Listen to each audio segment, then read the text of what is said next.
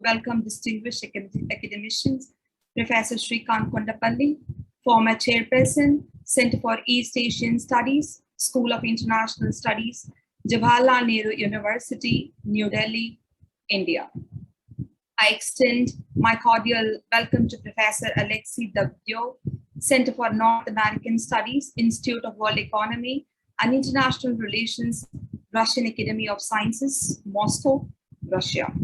I'm happy to welcome Professor Sanjay Pandey, former Director, Area Studies, Center for Russian and Central Asian Studies, School of International Studies, Jawaharlal Nehru University, New Delhi, India. I also welcome warm-heartedly Professor Archana Upadhaya, Chairperson, Center for Russian and Central Asian Studies, School of International Studies, Jawaharlal Nehru University, New Delhi, India. And I extend my warm welcome to Professor Sanjay Deshpande, Director and Head, Center for Central Eurasian Studies, University of Mumbai, Maharashtra, India. Now, I welcome all the dignitaries, diplomats, eminent academicians, policymakers, media representatives, and research scholars to this conference. Again, I extend my warm welcome to everybody virtually present here. Now, may I request Professor Archana Upadhaya to chair this session to give a brief introduction about ma'am. Professor Archana Upadhaya is currently a Chairperson, Center for Russian and Central Asian Studies, School of International Studies, Jawaharlal Nehru University, New Delhi, India. She has been the recipient of the Commonwealth Academic Staff Fellowship 2003 to 2004, with affiliation to International Policy Institute, King's College, London, UK.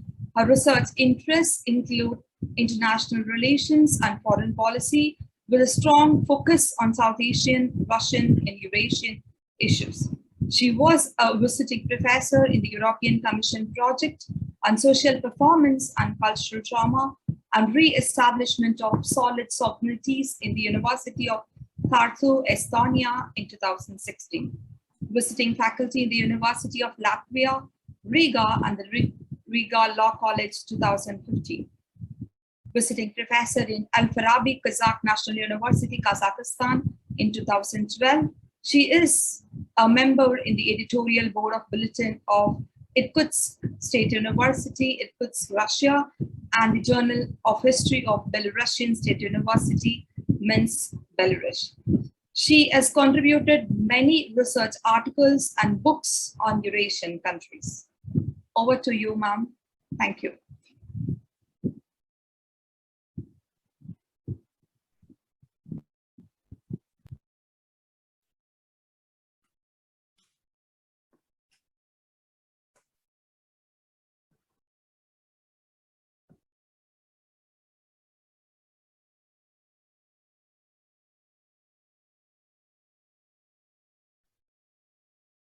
Ma'am, please unmute. Unmute yourself. Sorry. So thank you, Nancy. A very good afternoon or a very good evening, whatever it is, to all of you. At the outset, I would like to congratulate the Eurasian Foundation for organizing this very important event, in fact, very timely, on the developments in Afghanistan, geostrategic implications for the Eurasian region. In fact, the developments in Afghanistan in the past few weeks has been a cause of global concern for the entire, in fact, a very grave concern for the entire global community.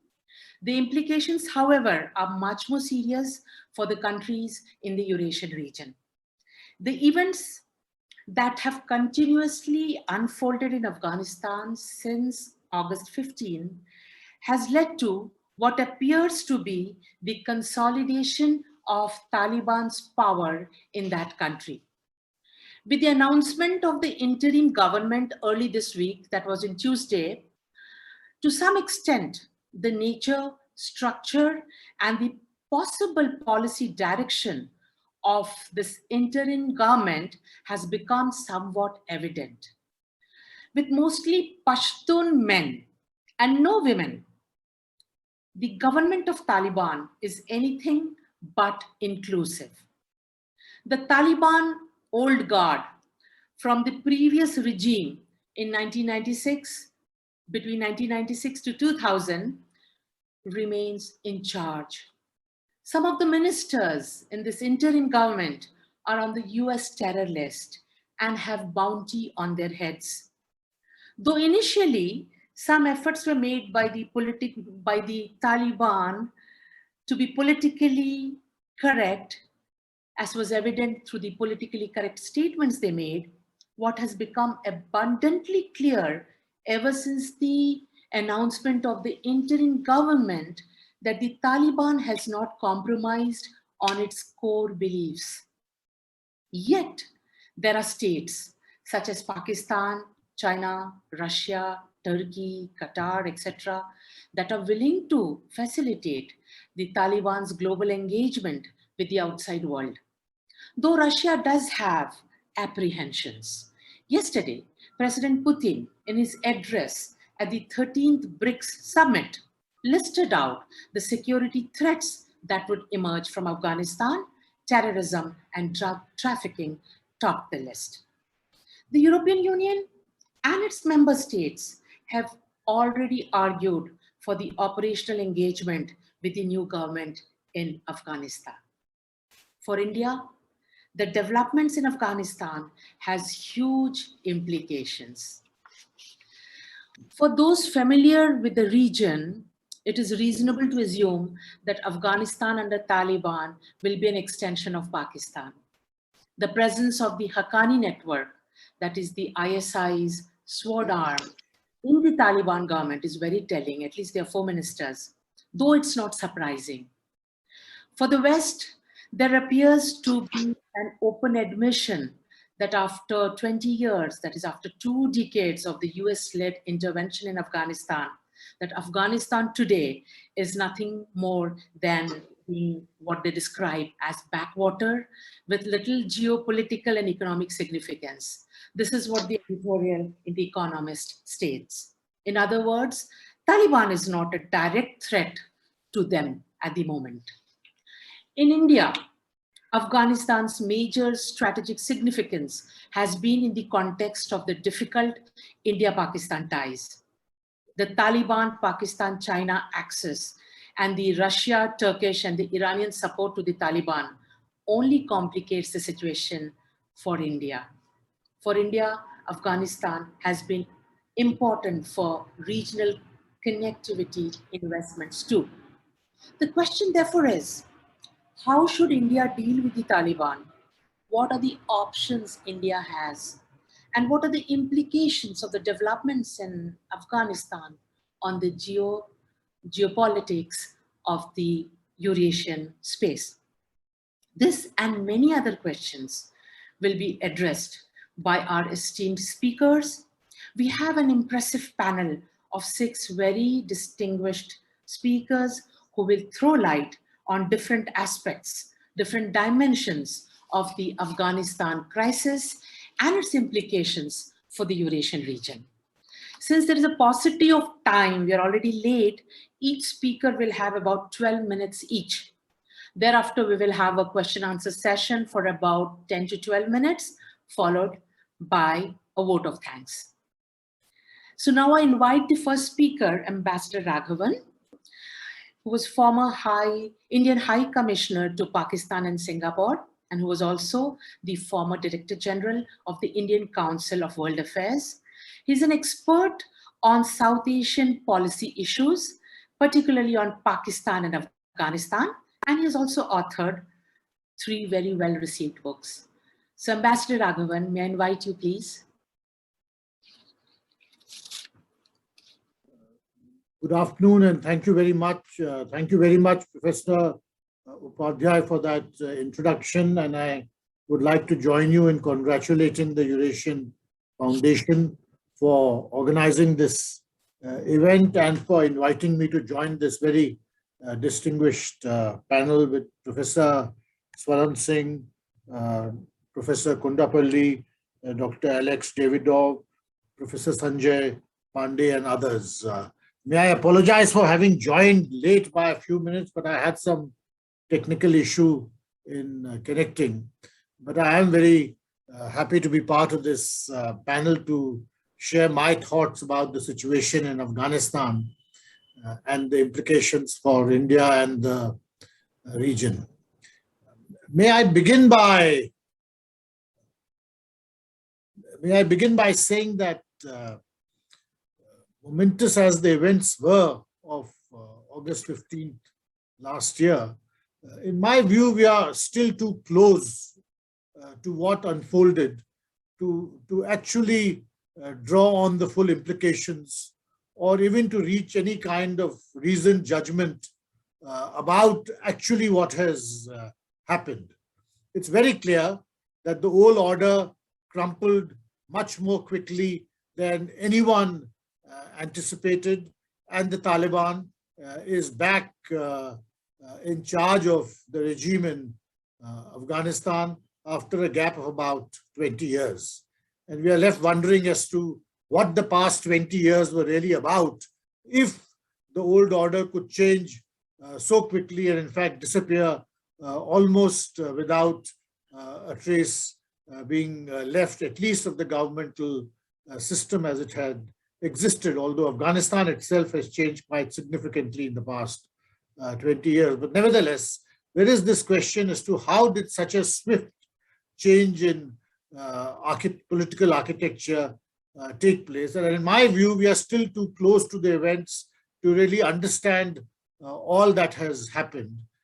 And we should caution against some kind of a muscle memory dictating our analysis, because it is easy to go down the path of seeing the Taliban, especially from our perspective in India, with all the memories we have of what has happened in the past quarter of a century, the hijacking of IC-814, the attacking of our embassy in Kabul in 2008, and many other events. And if you look at it from a wider regional and transnational perspective, there are even many more events. But as I said, I think we need to rely more on other factors than muscle memory in trying to understand what exactly is going to happen and what is the future course of events going to be. Is the Taliban in the future going to be a replay of what had happened post 1996? Certainly, there are those who have argued, given the structure of the interim government as announced, that the actors are the same. So why shouldn't the action which will follow also be the same? But there are other views also that, in fact, a great deal has changed, and we shouldn't expect a replay of history again on those same lines. And there are other new developments which have to be taken into account.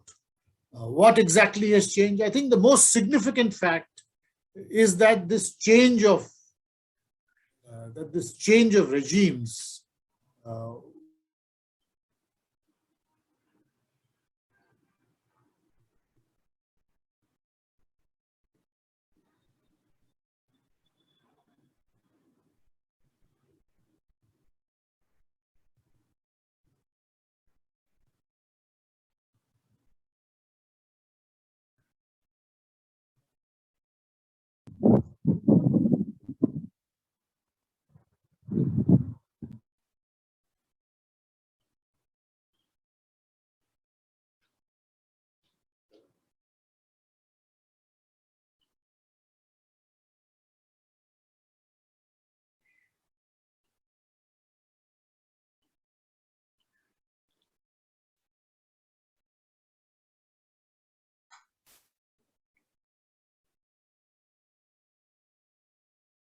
Maybe the network issue from his side.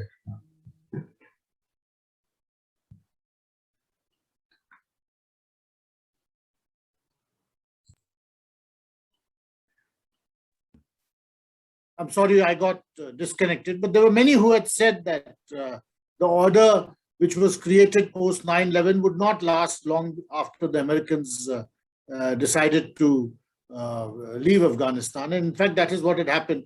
But in fact, the fact that the routes were somewhat shallower than were expected does also suggest that there was a greater acceptance in Afghanistan itself of the change which was impending. And one consequence of that is that the Taliban comes to power today, unlike the situation in 1996, not to take charge of a war-torn economy where civil society barely existed, whose economy was largely at a subsistence level.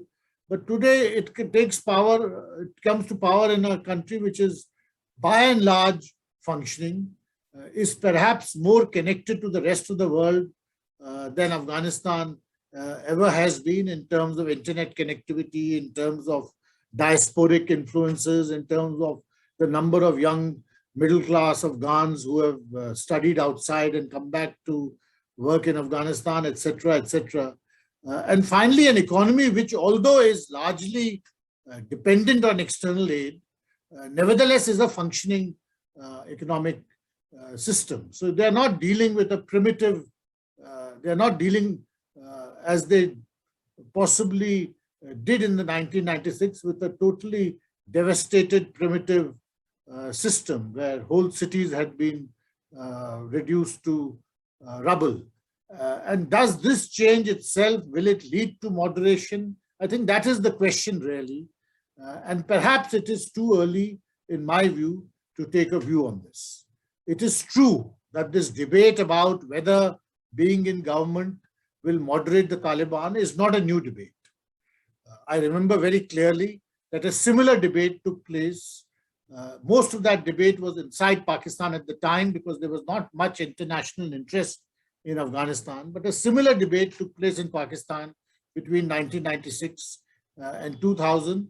And there were many who argued that coming to power, being in charge of the administration will moderate the Taliban.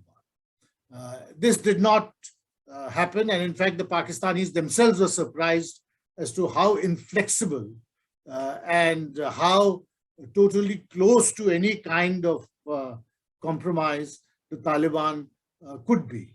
And perhaps we may well find that a similar story will repeat itself this time around. But I would say that let us wait a little bit and take a view on the basis of events as they unfold, rather than rely on the historical experience as being a guide to the future in this case too.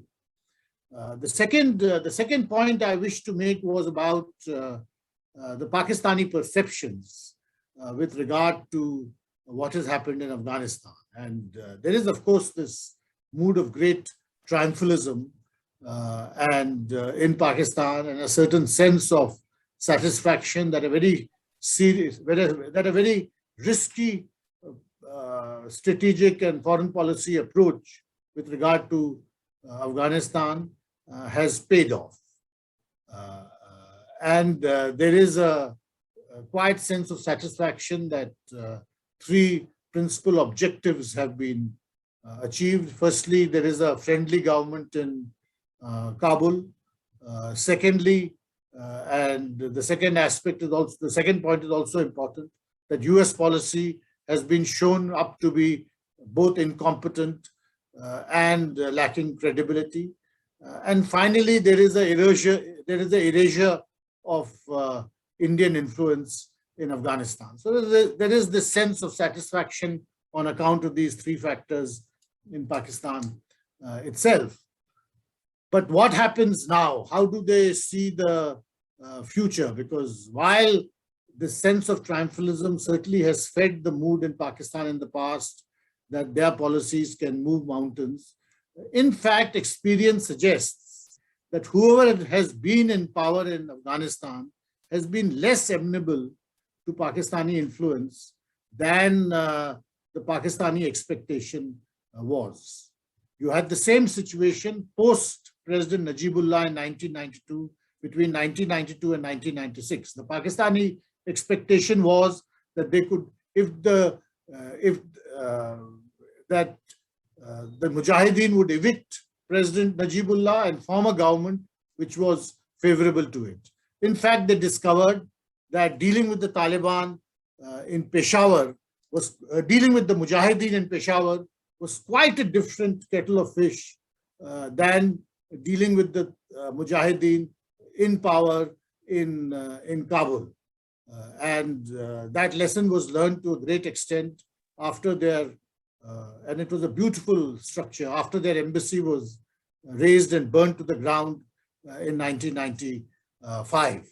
And I think that experience with the Mujahideen groups and the inability of Pakistan policy to bring about any kind of unity between the Mujahideen groups is what led to the turning to the Taliban and then feeling that the Taliban was the best option to restore stability and bring about a friendly government in Kabul. I think we have to see whether the Taliban will behave as per Pakistani expectations this time around, because Pakistan too is going to have its own set of challenges in dealing with the Taliban in power this time around too, as it did last time.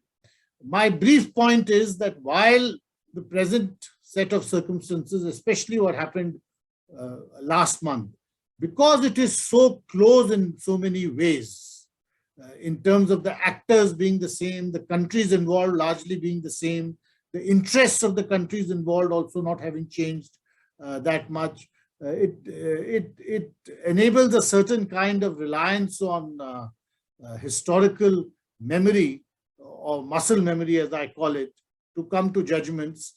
I do think it's going to be quite difficult to make reasoned predictions on the basis entirely of historical precedents, because too much has changed in the intervening years.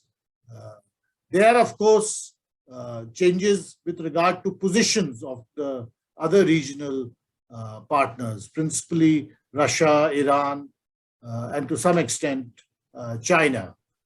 Russia and Iran, I think their activities, their positions up to August 2021 was informed largely by the US presence in Afghanistan and the state of their own bilateral relations with Afghanistan, with the United States.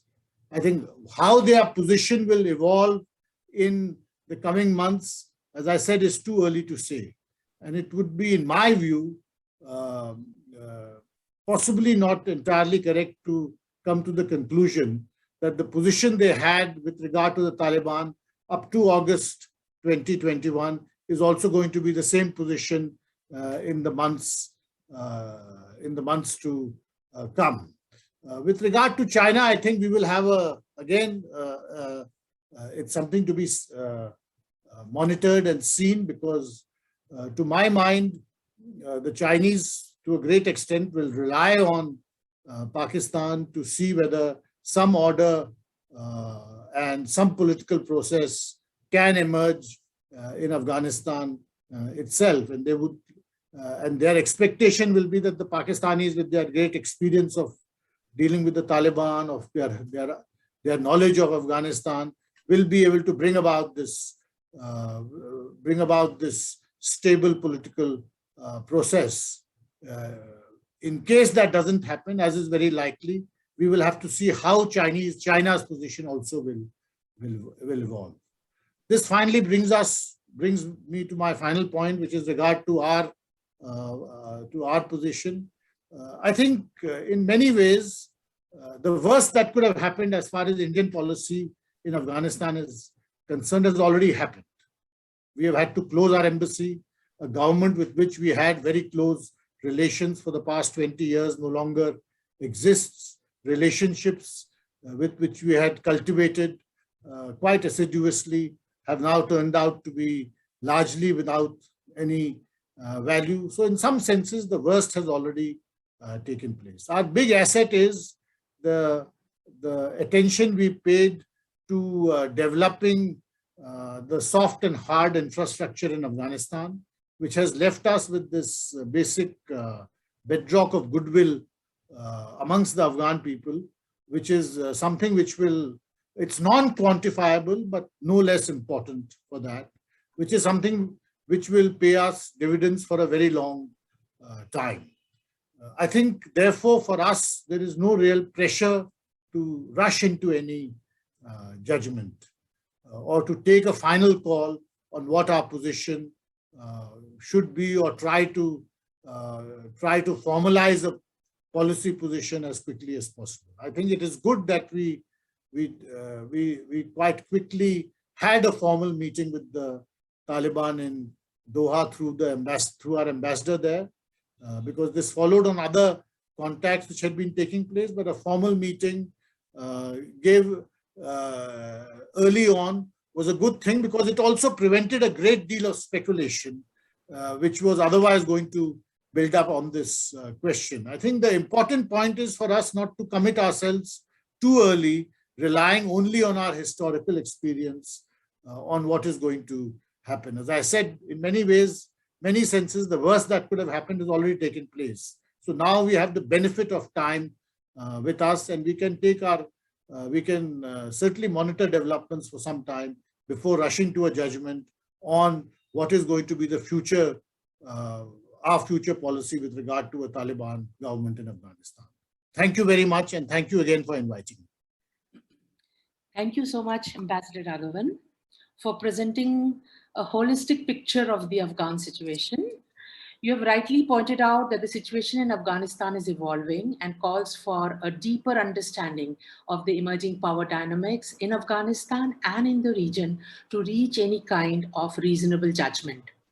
Rather than relying on historical memory, which you say muscle power, it is better to let the situation evolve.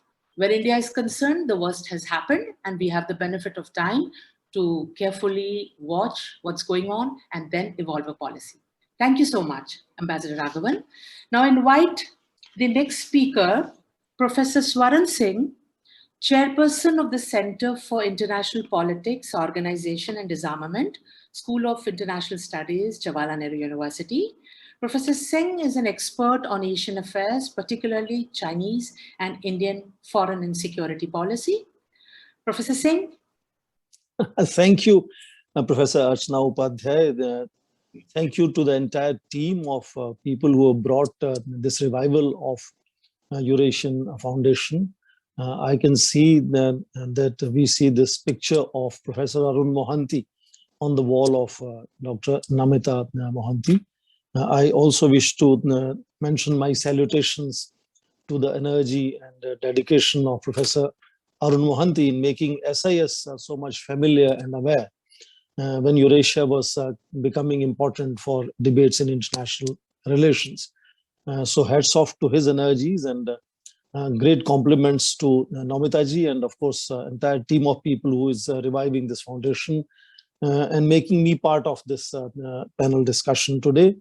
I agree with Ambassador Raghavan. I think it's a bit early as the situation is unfolding, and we are making tentative efforts to understand geostrategic implications of what is unfolding in Afghanistan for the larger Eurasian region. And talking of geographies, compared to my friends in Delhi, I'm slightly closer to Eurasia today. I'm speaking from Jalandhar as I talk to you right now. So I would say there is a little more proximity that perhaps I share today if you talk of geographies. And first remark I wish to share with all of you is it's an interesting situation of regime change in reverse.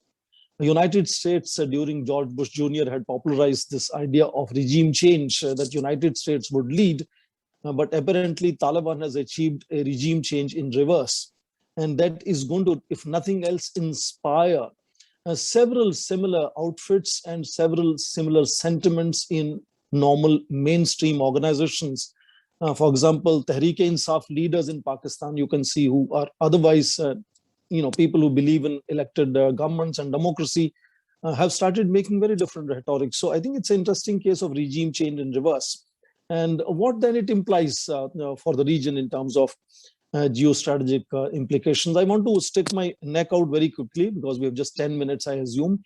I think in geostrategic terms, apparently Chinese are going to be the greatest beneficiaries of this regime change in reverse.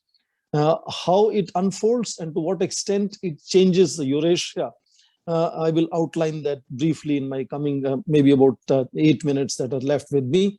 4 things that are making it a compulsion-driven policy of Chinese to become the great friends of Taliban, as one after another Taliban leaders love to say now, is one very clearly the old problem of Xinjiang, which had seen in late 1990s violence going up as Taliban came to power in Kabul, Kandahar to be correct. And they want to make sure that they can elicit a certain amount of promise from Taliban that they will not have anything to do absolutely with ETIM, which is East Turkmenistan Independence Movement. How far that promise works on the ground, we will still have enormous doubts about it, but at least we are all noticing that the central leadership of Taliban is trying to talk cosmopolitan, even when cadres on the ground are not listening, and within factions there are always almost fist fighting that you're noticing. Haqqani network and Taliban had recently enormous sort of exercise to do certain kind of correlation to be brought about in terms of even building an interim government. Second, of course, is, as I mentioned, the regime change in reverse means Chinese, and of course people believe Iranians and Russians as well, wanted to push out the United States forces and NATO forces out of their backyard.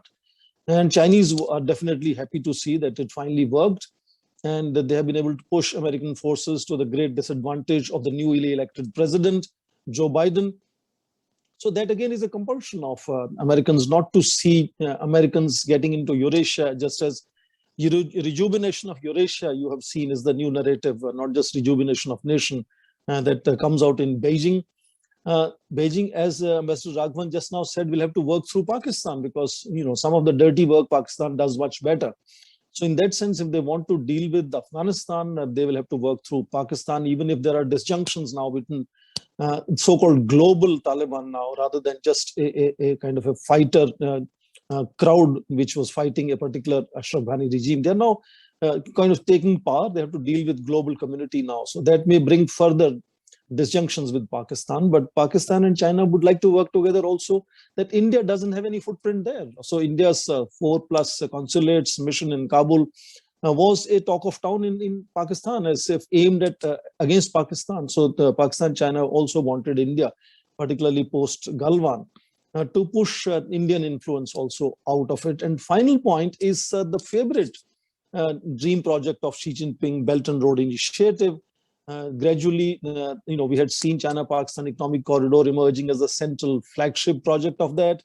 And the Iranians, Russians had started showing certain amount of interest. Indeed, some leaders from India's Kashmir also had started saying that we should participate in it. Afghanistan, just like for other projects like TAPI, was a kind of a barrier in the middle. And if Taliban comes on board, and Taliban is already saying repeatedly, we are happy to join Belt and Road Initiative, expressway from Kabul to Peshawar is already sort of agreed upon. So that is going to benefit China because they are going to build their network now, because Taliban could potentially come on board, and that will make it easier to bring Russia, Tajikistan, Turkmenistan, Iran along with it, and create a China-led enormous network of connectivity, which will enhance their commerce. And we all understand post-pandemic Chinese economy of $15.5 trillion. Deep pockets. I mean, they can go on investing just to make sure they have strategic influence in that larger region. So if that happens, two potential things. One, it could lead to development, which is Chinese dominated, led and controlled. And second could be that in case the cadres on the ground continue to see this organizational vulnerability of Taliban, and cadres on the ground begin to disarray and violence erupts within factions, within people on ground, and of course other guests that might arrive in Taliban-ruled Afghanistan. We just saw recently ISKP was responsible for the bomb attack of 26th August. You could have Al-Qaeda coming back, or Lashkar-e-Toiba, Jaish-e-Mohammed. So these guests could create further chaos on the ground. So radicalization of Eurasia, not just China-led development, economic, material development, which is going to benefit Chinese primarily, but on the ground, maybe other leaders will be happy to see enormous big turnkey projects. But potentially, if the disorder and disconnect continues and orderliness doesn't come inside Taliban-led Afghanistan, radicalization could be another implication. And I think that is something we have to all be very, very careful. Final point in my last 1.5 minutes, what can India do? I think India is already making sure it works at various levels in that sense. You saw recently that Anthony Blinken had a video conference from Europe with 22 foreign ministers. Indian Foreign Minister Jaishankar was one of them. So India is trying to make sure that the so-called global community, when it is trying to make sure that legitimization of Taliban is bargained, is in that sense being an integral part of that network, but at the same time using bilateral connectivity of Iran and Russia. You would remember that the Foreign Minister of India was in Tehran and then in Moscow exactly a few hours arriving later than the Taliban delegations arriving there. Media has even speculated that some kind of conversations had taken place during those occasions, and indirectly, directly between Foreign Minister and Taliban. Media has been speculating for almost 6 months that India is talking to Taliban. Ambassador Raghavan himself was the first official in non-official capacity, in retired capacity, to go to Moscow conference, right up to the recent meeting of Ambassador Mittal in Doha. So India has been using multi-layered and multi-sectoral kind of engagement, which is so far largely indirect, to make sure that certain amount of contact is maintained. And I think the outcome of Devi Shakti program, and we are able to bring in so many of people of Indian citizenship, people of Indian origin, and citizens of neighboring countries, means that there is some kind of understanding, if not direct conversation with the Taliban, that has happened throughout the period. So India, in that sense, is perhaps showcasing, whether it is advertently, inadvertently, a very calibrated and multi-course, multi-channel, multi-sectoral kind of engagement so far, and making sure that the three things are important on the ground. One, restraint on violence on the ground, rescue of Indian citizens and people of Indian origin, and third is certain amount of respect for all the institutional arrangements which India had participated in building, and of course basic human rights, women's rights, and other kind of things are maintained. So basically bargaining with Taliban as to how much they can allow the achievements of last 20 years to sustain. And my last point, India has made investments. We keep sort of talking about it all the time. I don't think that are investment that should worry us at all, because they're not investments which are supposed to bring profits to India. They're investments simply giveaways to people of Afghanistan. And I do not see the new leadership daring, just like you remember Bamiyan Buddha was destroyed by Taliban last time.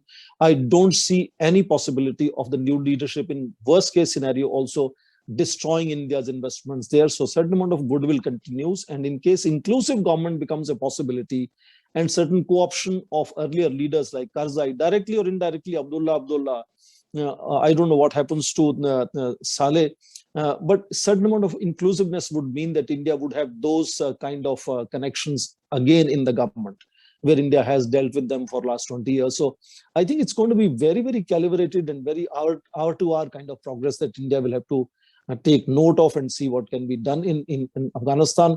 But that's a reality on the ground. And sorry to say, but this is really the last point. It is a terrible thing that Taliban has come to power by brute force. That's a terrible thing to happen. It's a bad example. It will encourage bad people. But they are a reality on the ground. And I want to stick my neck out to say Taliban is not building the first Islamic emirate on the planet. There are several other Islamic planets who are not very far away from what Taliban is doing. Taliban is only doing it far more crudely, far more badly managed. And India has had good relations with some of those, without naming them, so-called Islamic emirates throughout. And we have managed our relationship very well there. And they could perhaps also be back channel possibilities for India to connect, not only the Western nations. So India today has a much wider net of how it wants to reach and influence Taliban and engage Taliban in that sense in coming times.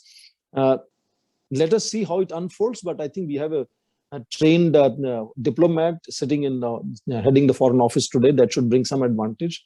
That's it. Thank you very much. Indian leadership is very visible on the global scale. We're much smarter to handle these possibilities. So I am relatively hopeful that at least India's interests would not be suffering even if Taliban comes to power. Thank you, and back to Professor Upadhaya. Thank you, Professor Swaran Singh, for your brilliant analysis of the unfolding situation in Afghanistan. As the world is trying to understand, rather making tentative efforts to the understanding of what you describe as regime change in the reverse. And one of the fallouts could be, as you pointed out, that it may inspire several such organizations to do something similar in our neighborhood. In geostrategic terms, of course, China will be the biggest beneficiary, and it's quite evident, and on several fronts. Of course, one is the BRI project and the kind of material gain that China might gain. And of course, the containment of the East Turkmenistan independence movement is another big gain that China expects. Again, this narrative of pushing the Americans out of the region is something which is being celebrated in several quarters. Of course, there are real threats too. One is clearly radicalization, which cannot be ruled out in the months and the years to come. And though India has very limited footprints right now, as it appears, but yet we have reasons to believe that there are several channels, you know, those informal channels which are already open, and that explains the manner in which India could successfully bring her citizens and others through the, you know, Devi Shakti arrangement. So thank you so much, Professor Swaran Singh. Now I would like to invite the next speaker, Professor Shrikant Kondapalli, former Chairperson, Center for East Asian Studies, School of International Studies, JNU. He has authored several books and is an expert on Chinese affairs. Professor Kondapalli. Thank you very much. Let me also pay my respects to Professor Arun Mohanty, a dear colleague at SIS. Whenever I had a doubt, I used to go to his room and clarify many of those. We badly miss him. Let me also thank the Eurasian Foundation for the invite today. Although I have no expertise neither on Afghanistan nor on Eurasia, one of the areas that is connected to Eurasia currently is China. And so let me draw some points on this issue in relation to Afghanistan and in relation to the Eurasian region. Well, the title had developments in Afghanistan and geostrategic implications for the Eurasian region. I do not know much about Afghanistan, but what I gather is that, and I agree with Ambassador Raghavan and his assessment that it is too early for us to look at the fallout of the changes that has happened. But for most observers, the coalition appears to be very shaky. There is the resistance movement that is, of course, not being really at the moment very strong, but nevertheless, there is a resistance movement and different groups are regrouping in Afghanistan. So let us wait and watch what happens on that. But preliminarily, there are 2-3 points here. One is that the shaky coalition in Kabul, although propped up by the 6 countries that were invited for the inaugural, that includes, of course, China. They have not invited Saudi Arabia. They have not invited other countries as well, like India. So which means the priorities of the regime are clear in this invitation. Secondly, in terms of the popularity of the Taliban, still we have a not yet received enough support on that. It is estimated that the Taliban currently only has 15% of the public opinion favorable within Afghanistan. So that means it is not a very auspicious sign for the Taliban at the moment. And we see a lot of women demonstrations, others demonstrating in Kabul and other cities. So we have to see then whether the regime is secure, stable or not, despite all these 5 countries supporting the Taliban. Second factor we see is that the Taliban has at the moment about $2 billion in its pockets, an estimated $1.5 billion as the drug money or the taxes received from drugs. Although the Taliban made a statement saying that we will ban the drugs and other things, but nevertheless, that is one. and they have over $500 million of customs revenues. So in all, they have about $2 billion, and that is not enough to run the government. Afghanistan itself is not a big economy, $20 billion estimated, not a big economy. So, and 40 million people, not a big population either. So that, of course, has to be factored in future developments in Afghanistan. The Chinese have promised $30 million. We do not know what other countries have promised so far, but they have suggested to $30 million. But that is in itself not enough. And possibly this figure is only a public figure. We may probably see more coming in from China in the future.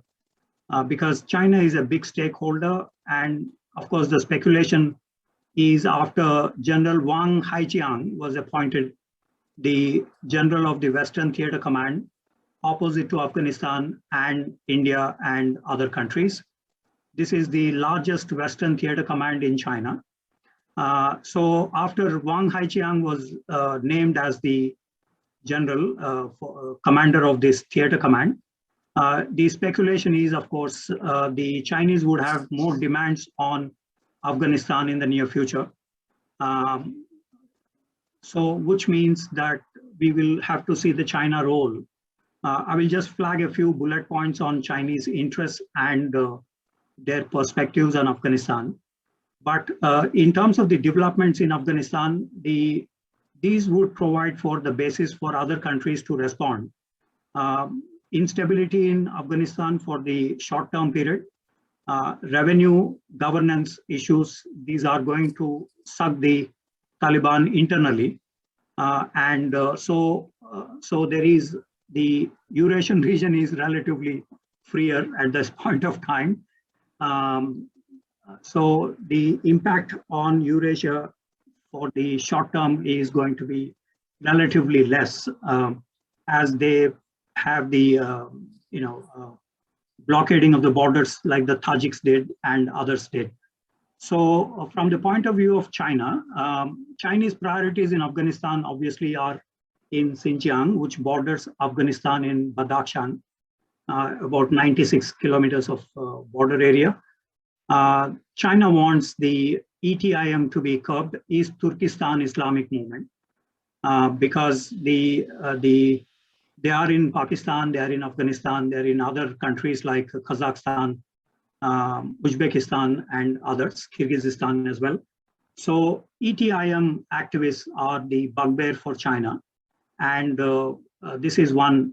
But it is quite strange that the Chinese are asking for counter-terrorism measures from Afghanistan, who many of the leaders, the ministers and others have been listed as Professor Upadhaya mentioned, listed in the international terrorist list by the UN as well as by other agencies, including by the Chinese and including by the State Department of the US. So suddenly they found that they now have to deal with these people, including China. ETIM likewise is considered to be terrorist by the Chinese. And so here we see a double standard. The second double standard we see is China promoted terrorism in both Pakistan and Afghanistan to disintegrate the then Soviet Union. PLA Deputy Chief of General Staff Xiong Kuang-kai wrote in a book that when he was the senior colonel, that is our brigadier level rank, he trained over 350 of the Mujahideen, and several hundreds of Chinese instructors trained the Mujahideen, who today don a new uniform in Kabul and elsewhere. So we see this double standard. The Chinese have brought down the Soviet Union, killing 60,000 Russians. And now Russia and China are together in Afghanistan. I don't see the reason for this, but that is how the ground reality is. The Chinese collaborated with the CIA, with the NATO, with the ISI of Pakistan to disintegrate the Soviet Union at that time. And now of course, the Eurasian region has come into the picture. So the terrorism issue has all those conundrums, contradictions as well. The second is border stability with Afghanistan. Their main concern, Chinese concern, is drugs, small arms from Badakhshan. And so they have these restrictions put up. Investments and trade in Aina copper mine, Amudarya oil basin, or in Bamiyan iron ore projects. These are part of the Chinese economic interest, but it looks like they have sent a signal to the Taliban that protection of the Chinese workers and engineers who all fled in the run-up to the US leaving the Bagram air base. They have all fled. Now China is insisting that their protection is most important, and Taliban has to protect them. Secondly, they're also insisting on profits while working in these projects if reconstruction has to be done in Afghanistan. The fourth factor, priority of China in Afghanistan, is regional balance between Pakistan and India. A fifth is regional dominance for partnership and alliances, because the Chinese have come out with the catchy slogan of building community of common destiny, and possibly Taliban will be part of that community within the Chinese thinking process. So Chinese measures to fulfill these is a unilateral measure in terms of working in Kabul. And of course, their bottom line is that the Taliban should de-link from the East Turkestan Islamic movement. On July 28th, in the Tianjin meeting, Wang Yi asked Mr. Baradar that the Haji Furqan, a ETIM activist in Afghanistan, should be handed over. Previously, over 10 years ago, the ETIM activist, Mr. Rashid, was handed over to the Chinese police by the ISI. So likewise, they want Haji Furqan to be handed over, but that has not been done by the Taliban, because if the Taliban disowns the ETIM or the Uyghurs, then ISKP may support the Uyghurs, and so this creates problem within the support base of Taliban within Afghanistan. So they have not taken any action on Haji Furqan as of now. So which means that this is going to be tough, and this is the limitation of China in Afghanistan. Three limitations of China in Afghanistan. One, if there are attacks on Chinese in Afghanistan or in Pakistan, like we saw in the Dasu hydroelectricity project or in Quetta, 2 Chinese were killed in Quetta and 9 Chinese in Dasu in KP province. So this is one limitation. If such things happen, the Global Times said that they will launch missiles on the Pakistanis and Afghans if in future they, so it is something like the Americans launching Tomahawks against the Mullah Omar and others. The Chinese would also probably will have to engage. At least this is the Global Times language that has been mentioned. So we are entering into a difficult path here on Chinese role in Pakistan and Afghanistan if there are attacks on Chinese. Second is of course, the Durand line. If there are clashes between the Taliban and Pakistan, this Afghanistan-Pakistan relations would probably will have to undergo drastic changes if nationalism is a factor in Afghanistan. The third, of course, is the ETIM activists. Last decade or so, we have not seen any spectacular violence in Xinjiang. But with ETIM taking the differences between the Taliban and the ISIS and the ISKP, Islamic State of Khorasan province, if there is a difference between these two, there is a difference. And if they want to test, like the TTP is testing in Pakistan, and if they increase the violence in Xinjiang, the limits of China are exposed in the Afghan-Pakistan areas. So that is a third kind of limitation that China has in the Afghan developments. Having stated that, the other measures that China had undertaken is the bilateral ties between the Taliban, the Hekmatyar group. China is in touch with the Hekmatyar group for the past 10 years, actually, and they have had discussions in Kandahar, in Doha, in Tianjin, in Kabul, in other places. China is also trying at the trilateral format between Pakistan and the Taliban. With transfer of arms, we have also seen when the Pakistanis were at the forefront in Panjshir, we saw the JF-17 supplied by China used by the Pakistanis, not the F-16s, but the JF-17s. So China has an indirect role in a way on the Panjshir attacks, and it exposes the Chinese claim that they are not interfering in the internal affairs of other countries, for which, of course, the Chinese would obviously will have to explain in the near future. Then there is the issue of the drones that the Pakistanis used on Panjshir, or intelligence gathering, and so on and so forth. Finally, there is also the multilateral interaction that China has with the SEO contact group on Afghanistan. There is the Istanbul process and the Quad, the Himalayan Quad, as some mentioned. China is putting together Pakistan, Afghanistan, Tajikistan as part of that Quad, or sometimes other formations. So we have to see, of course, the effectiveness of these multilateral groupings that China is cobbling up. Now, interestingly, in Eurasia, we also saw the Russians creating the capacity buildup for the CSTO. Russians have a suspicion on China's inroads in Eurasia. There is an old Chinese strategy of part of the 36 stratagems, which is reversing the role of a guest and a host, Fanka Weizu, which basically means that China wants to reverse the host and guest in Eurasia. Traditionally, for the past 3 centuries, Russia is the host in Central Asia. Now they want to reverse this role, which means it will come at the cost of the Russian influence in Eurasia.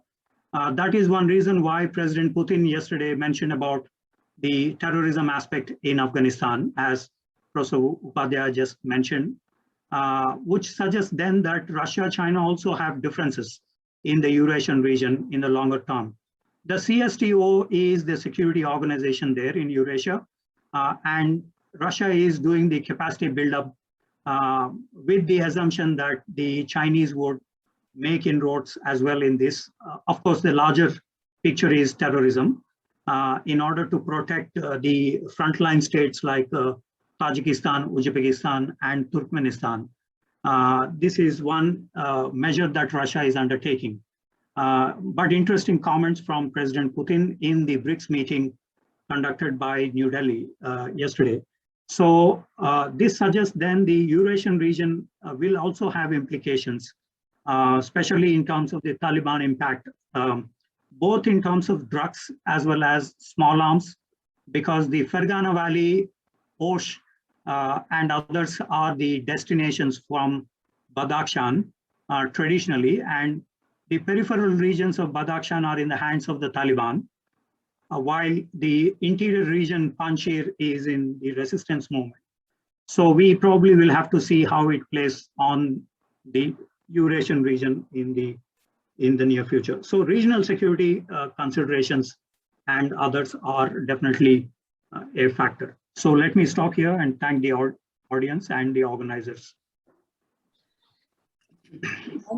Thank you, Professor Raghavan, for giving interesting insights on the Afghanistan situation, particularly the centrality of the Chinese geostrategic and geoeconomic considerations being at the heart of the Chinese position in regard to Afghanistan. As you rightly said, it is too early to fully understand the fallouts of the Taliban takeover in Afghanistan, and there are several factors for it. The coalition in Kabul, as you mentioned, appears to be shaky. Even the acceptability of the Taliban among the common Afghan people is not very clear. Economic stability will also remain a factor. though countries have pledged support, economic support, including China has promised something like $30 million, but which is not enough given the situation in Afghanistan. So economic stability and economic issues will remain a factor. Revenue and governance issue will be a major challenge inside Afghanistan, and it's going to have some implications outside. Then the security scenario situation in the external environment would also be very challenging. You have, in fact, given very important details and facts and data. And as you rightly concluded, that how it's going to play out remains to be seen. Thank you so much, Professor Kondapalli.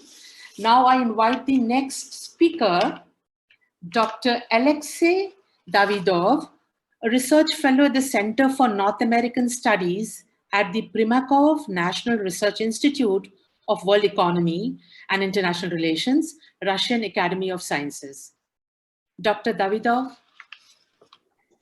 First of all, I would like to thank the organizers for hosting this event. I study US foreign policy in the Middle East and Central Asia. In my consideration, the exit of US troops from Afghanistan might become a big game changer for the trends that are unfolding in Eurasia. And due to that specific region, I consider this meeting especially important. It is a great honor to me to speak to my Indian colleagues. Regarding the topic of our discussion, I would like to share a number of my observations regarding the recent trends and my thoughts about the possible implication for the near-term future. Today, Taliban has direct control over the northern Afghan border and has the real leverage to affect the trends that might affect the future of the Central Asian region. First of all, Tajikistan, Kyrgyzstan are Russian allies since they are members of Collective Security Treaty Organization.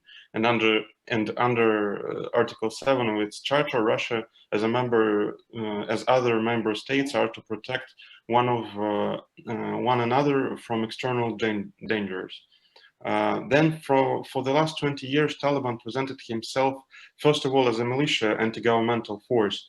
The fact that they now control the country presents a totally new challenge for them, whether they will have the capacity to govern properly to tackle the problems of social and economic development. This will become their priority because otherwise, without popular approval, they will not be seen by foreign powers as a party to negotiate, and they will not gain external and internal stabilization. Depending on its policies, the experience of Taliban might become a shining example for other radical movements in the world. Bearing this in mind, it is quite possible that Taliban will manipulate external parties by offering some promises to stabilize the country, the current disturbing trends, or by threatening to export these trends in the region of Central Asia or nearby states. Russia and India, to my mind, have a unique opportunity to intensify their cooperation under Shanghai Cooperation Organization. This unique organization includes the main parties that can affect the security situation in Eurasia. I would not underestimate the dangers of these extremist groups, because after the defeat of ISIS in Iraq and Syria, a great number of their groups fled to Afghanistan due to the lack of governmental control there. In this regard, the fact that the United States and their allies left the country without a framework of political transition created a vacuum of conflict management there. This vacuum presents not only a challenge for Russia, India, and China, but also an opportunity to cooperate and prove the capacity of SCO to deal with these conflicts. First of all, both Russia and India are interested in avoiding being incorporated in the logic of Sino-American confrontation. In the strategical vision of Washington, Moscow and New Delhi are seen only as tactical partners in the unfolding bipolar confrontation. For example, my analysis of US strategic documents for the last 70 years led me to a conclusion that the rapprochement in Indo-American relations was always determined by external US goals of fighting communism, terrorism, or nowadays China. At the same time, Washington still hasn't lifted its nuclear sanctions over India, has the possibility to sanction India for its military cooperation with Russia, has systemically criticized New Delhi for the events in Kashmir. Even during the withdrawal of troops from Afghanistan, Washington totally ignored the multi-billion investments made by New Delhi to improve the situation in this country. Therefore, the intensification of trilateral cooperation between Russia, India, and China might create a precedent of positive cooperation and might de-escalate, for example, Indo-China tensions. Of this, one of the spheres where such cooperation might be developed is the fight against radical religious extremists.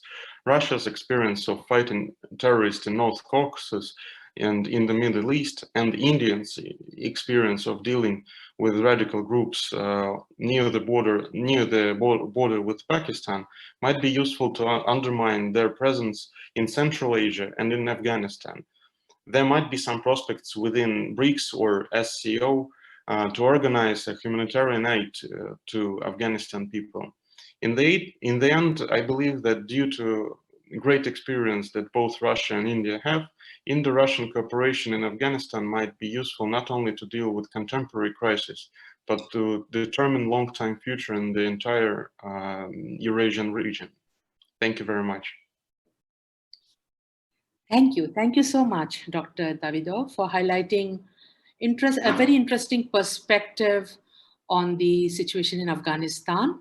Like you said, that the US exit from Afghanistan actually can prove to be a game changer in the Eurasian region.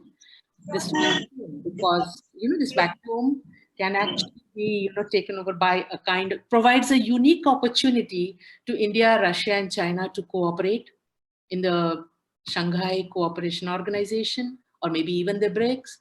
And it also provides opportunity to India and China perhaps to resolve some of those issues that actually is putting strain on the relationship between these two countries.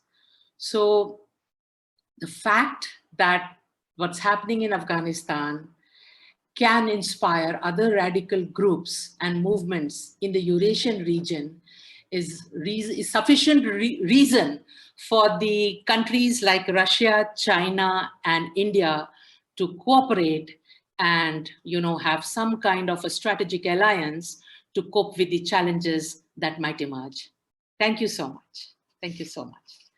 Now I invite Professor Sanjay Pandey, my colleague Professor Sanjay Pandey, from the Center for Russian and Central Asian Studies, School of International Studies, Jawaharlal Nehru University. Professor Pandey has been the chairperson of the center and also the director, till very recently, the director of the area study program of the center. Professor Pandey. Thank you, Professor Archana. Thank you, Namita ji. Thank you, Sumant and Nancy. Talking about Afghanistan, nowadays we always talk about winners and losers. Who are the winners? Who are the losers?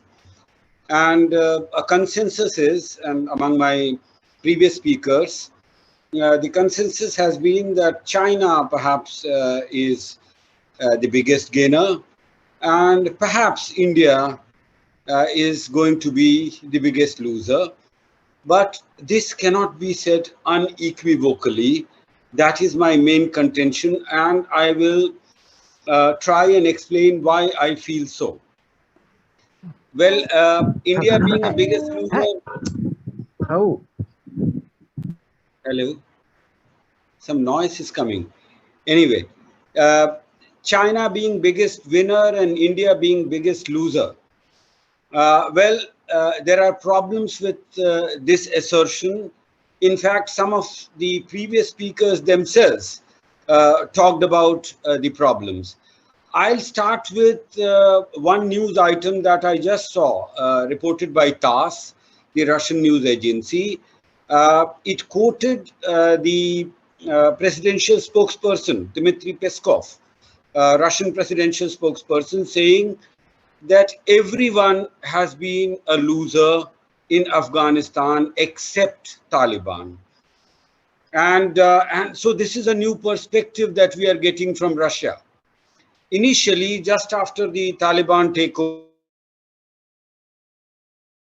over, which was 15th of August, we heard that some of the early Russian pronouncements were that the Taliban can give a more stable government and can ensure security and stability more than the previous regime. Similarly, we heard the news that the Russian embassy in Kabul is functioning, and the Taliban guards are protecting the Russian embassy, and the Russian government spokesperson complimented the Taliban for that. So that was one position, one set of news that we saw. In the last 3-4 days, we heard something very different. We heard it when the Russian security advisor, General Patrushev, came to New Delhi in his discussions here with the top leadership of India, including our NSA and the foreign minister.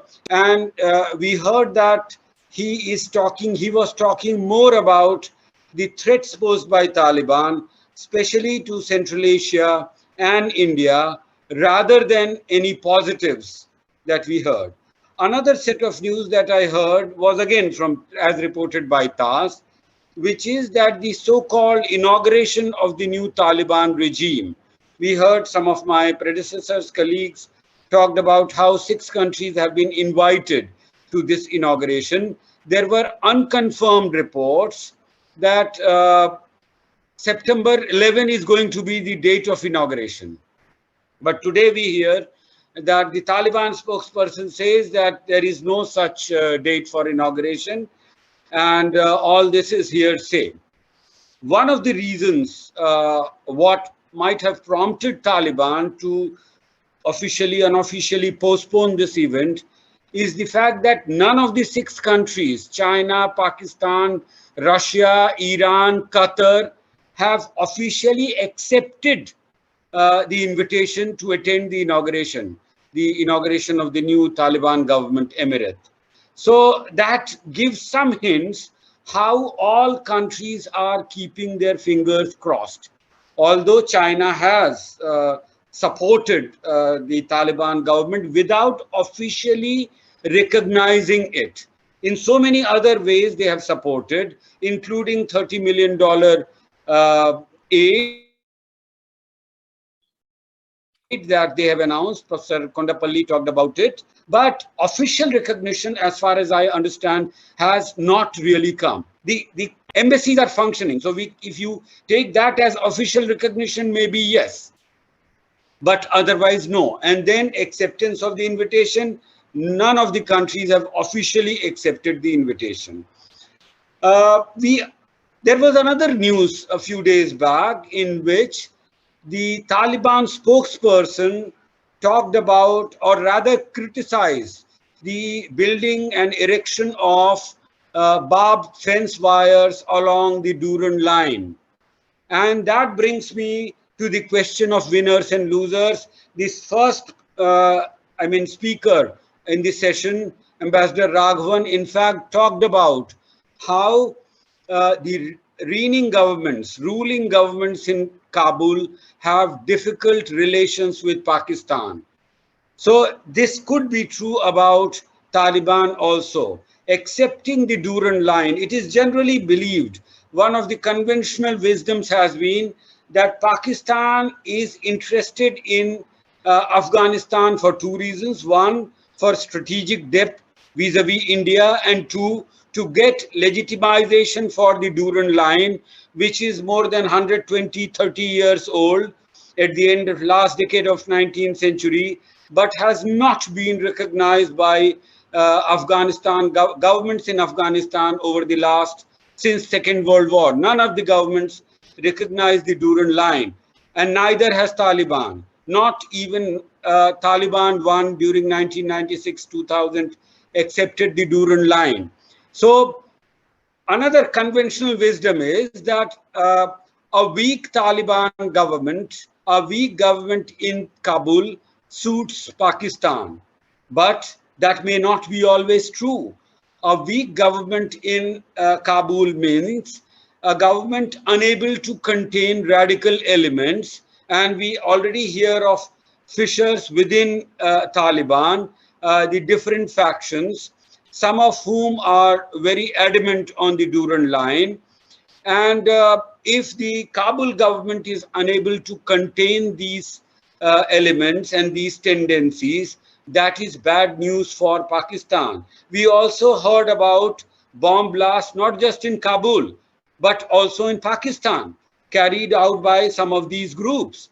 So an unstable Afghanistan can be bad news for Pakistan. A strong and stable Afghanistan is worse for Pakistan, because they will then rake up the issue of divided Pashtuns, divided by British colonial policy of divide and rule, Durand line. So all that is going to haunt Pakistan for a long time to come. And Pakistan obviously shares the longest border with Afghanistan. And incidentally, China shares the shortest border with Afghanistan. But then the Chinese worries can be no less. Some of these worries have been highlighted by my previous speakers, Professor Swaran Singh and Shrikant Kondapalli. Their worries about the militants in the Xinjiang province, their worries about drugs and small arms trade, which has been going on, and if the international sanctions on Taliban are not going away, then they have nothing else but to indulge in drugs and small arms trade in order to gain whatever they could. And that was there during the Taliban one also. So for both China and Pakistan, it can be very dicey. Nothing can be said as yet. And some of these speakers, previous speakers, of course, said, Ambassador Raghavan especially, that it is too early to say anything. Now, cynics, if there are any, can always say that the possibility of differences between Taliban and Pakistan may create a window of opening for India, in the sense that, and another fact which has been repeated by some of the speakers, but if you go through, if you try and assess the mood of the Afghan people and perhaps which country enjoys the greatest positive rating and vibes, perhaps India comes first. And Pakistan, you heard only 2 days back how there were demonstrations in Kabul and many other cities in Afghanistan against Pakistan. And there was firing also. It was reported that the Taliban soldiers fired on these demonstrations. So Pakistan, unfortunately, is perhaps the least liked country in Afghanistan. And so is China, in the sense there is always suspicion about the Chinese motives. And you Google and you will see how there are reports about Chinese eyeing 1 trillion, natural resources of Afghanistan, and at times the Taliban enticing the Chinese with the offer of their resources and trade and the new road that is supposed to be built. So all these countries have their own worries. The Russians, I have said how the Russians are increasingly becoming wary of developments in Afghanistan. They opened dialogue with Taliban way back, almost 7 years back, 2014, 2015, initially in a very, very limited way, but increasingly in the last 2-3 years, they have openly held talks with Taliban, but at the same time, in the last 1-2 years, they have activated CSTO. We heard of joint drills and military exercises between Russia, Uzbekistan and Tajikistan, between Russia and Kyrgyzstan. We heard about movement of armored vehicles and tanks, Russian tanks, along the Russia-Tajikistan border. So all this is going on. Then comes Iran. I'll just take 2 more minutes. We heard that how Iran like many other countries, some Central Asian countries also like Turkmenistan and Uzbekistan have been talking to Taliban. Iranians have also been talking to Taliban. And what binds Iran, Russia and China is the common enmity or rivalry or problem that they had with US, and all these countries have been happy at US withdrawal, although there are opinions that none of them perhaps wanted the type of withdrawal or the type of ascendancy that the Taliban gained, perhaps has unnerved definitely Russia and Iran, if not China and Pakistan. Now, the Iranians, we heard when the Panjshir Valley was overrun 2 days back, the Iranians openly expressed their concern.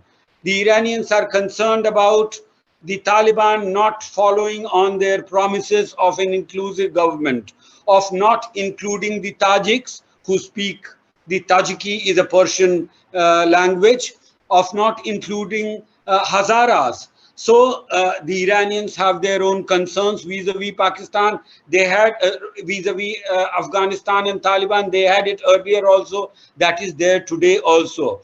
The Central Asians, I would say, and that's the last point I would like to make. The Central Asians, it was believed that apart from India, the only other countries who are most concerned and who are most disturbed and dismayed by American withdrawal are the 3 Central Asian countries. India and the 3 Central Asian countries most dismayed by the total American withdrawal from Afghanistan. Now, although they have adopted very differential and nuanced approach, as I said, the Turkmens are most forthcoming in engaging Taliban, Uzbeks to a certain extent, Tajiks and Kazakhs the least. They have openly said that unless Taliban follow on their promises, unless they follow on the UN resolutions on Afghanistan about protection of minorities, inclusive government, protection of women's rights, unless they do it, they are not going to offer recognition. So the only last point I'm trying to make is that it's an open field. I still don't find clear winners or clear losers in Afghanistan. So I feel that is enough for now. If there are questions, I'm willing to answer. Thank you very much, Professor Archana. If I took more time, I'm really sorry for that. So thank you, Professor Pandey, for offering this unique perspective on the Afghanistan crisis, touching upon multiple issues that the uncertain situation in that country has thrown up for the international strategic community. You rightly pointed out that, when it comes to this narrative of winners and losers, it's generally understood that China is the biggest winner and India is the biggest loser. But then this assertion may not be entirely correct. As you rightly, in fact, you highlighted the fact that just a couple of days ago in Russia, the Russian assertion in the TASS was that everyone is a loser in Afghanistan except the Taliban. In fact, this very, very powerfully sums up the situation in Afghanistan. And the picture is still not very clear. And as you say, that the field is still open. In fact, none of the 6 countries invited by the Taliban have officially accepted the invitation. So it means that these countries are keeping their fingers crossed. None have, in fact, there's this an oversimplistic explanation about what's going on in Afghanistan, perhaps, would not be the right approach in understanding the complexities of that country. There are already fissures within the Taliban, and where Pakistan is concerned, a strong and stable Afghanistan is something which Pakistan will never want, because it creates problems for Pakistan at multiple fronts. So for both China and Pakistan, as you highlighted, that it is a pretty dicey situation, too early to say something. And India, despite this apparent, setback, India may be having a window, given the fact that when we assess the mood of the Afghan people, India's approval rating is quite high, very high rather. So I think, and as you rightly say, that this is not going to go waste. And in the days to come, perhaps we would know how the situation is unfolding. Thank you so much, Professor Pandey. Now I invite Professor Sanjay Deshpande, the Director and Head of the Center for Central Eurasian Studies, University of Mumbai. He's in fact been a friend of our center, the Eurasian Foundation, and everybody else associated with Eurasian studies. Professor Deshpande, may I invite you, please? Yes, good evening, everyone. Thank you, Madam Chairperson, Professor Archana Upadhaya. I'm thankful to Eurasian Foundation, Namitaji, Suman Sven, and Nancy Paul Raj. My tributes to my dear friend Arun, who was we have been friends since 80s, mid 80s. But his energy, whatever he has put his energy in Eurasian Foundation is still continuing by Namitaji and her team. And thank you very much for your invitation to share my views on Afghan crisis and the security implications to Eurasian region. I will just talk on because nearly all the points and issues have been covered by the previous speakers. So I will talk only on what this crisis in Afghanistan and Russia's role in security structure of Central Asia and Eurasia. Sanjay Pandey, Professor Sanjay Pandey has spoken already about this, what Russia wanted to play a role in this region. And I will cover some points which are uncovered by the previous speakers. The fall of Kabul in the wake of American withdrawal from Afghanistan will prove a defining moment, for the region and the future shape of its geopolitics. It would be defining, if not more, as the Soviet intervention in December 1991, when Soviet forces entered into Afghanistan, and the American intervention in 2001 after the fall of Taliban regime in Kabul.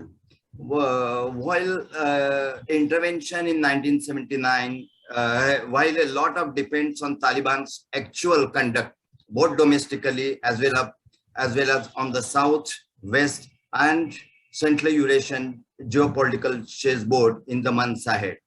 The Taliban will remain, I quote this, Taliban will remain as a villain in upholding great power competition. Which are these powers? Yes, Americans have left, but Americans have left, but there are several other powers, Russia, China, Iran, Turkey might enter into this, India, Pakistan. There are several other, Iran. And what is the most disconcerting is the regional power vacuum in the Eurasian heartland created by US withdrawal from Afghanistan and its potential knock-on effects. Many experts argue that the regional powers, like as I just said, Russia, China, Pakistan, have started filling this power vacuum. They are shaping the contours of the region geopolitics based on their individual uncommon interests. Iran might also jump on this opportunistic campaign. All these countries harbor deep anti-American feelings in varying degrees will further shrink. The US withdrawal from Afghanistan and collapse of Ashraf Ghani's US-backed government has thrust Russia into a very challenging position. Even as President Putin confirmed that Russia has no intention in deploying troops in Afghanistan, and the potential for radicalization, violence around Russia's border is fostering greater responsibility on Moscow to keep regional security intact. This offers Russia opportunity to bolster its role as a power broker, both within and outside Afghanistan. Advance vision of regional connectivity that boosts its own interest and consolidate its political military influence in Central Asia. Since the disintegration of the Soviet Union in December 1991, Moscow has looked to Central Asia as a strategic buffer against instability further south. Russia remains the region's dominant security provider, notwithstanding the enormous growth of Chinese trade and investment in Central Asia. As Srikant Kondapalli rightly said, Russian sees Chinese as a competitor in Central Asia due to their very huge investment, their trade, which they are investing very hugely in energy sector. So therefore, the Central Asian Republic also, but one thing is that the Central Asian republics today are more stable and effective than they were in 1919. That is why Moscow has been more sanguine about Taliban returning to power. But Central Asian republics still see Russia as a region's principal security guarantor and turning to Moscow always for help and assistance.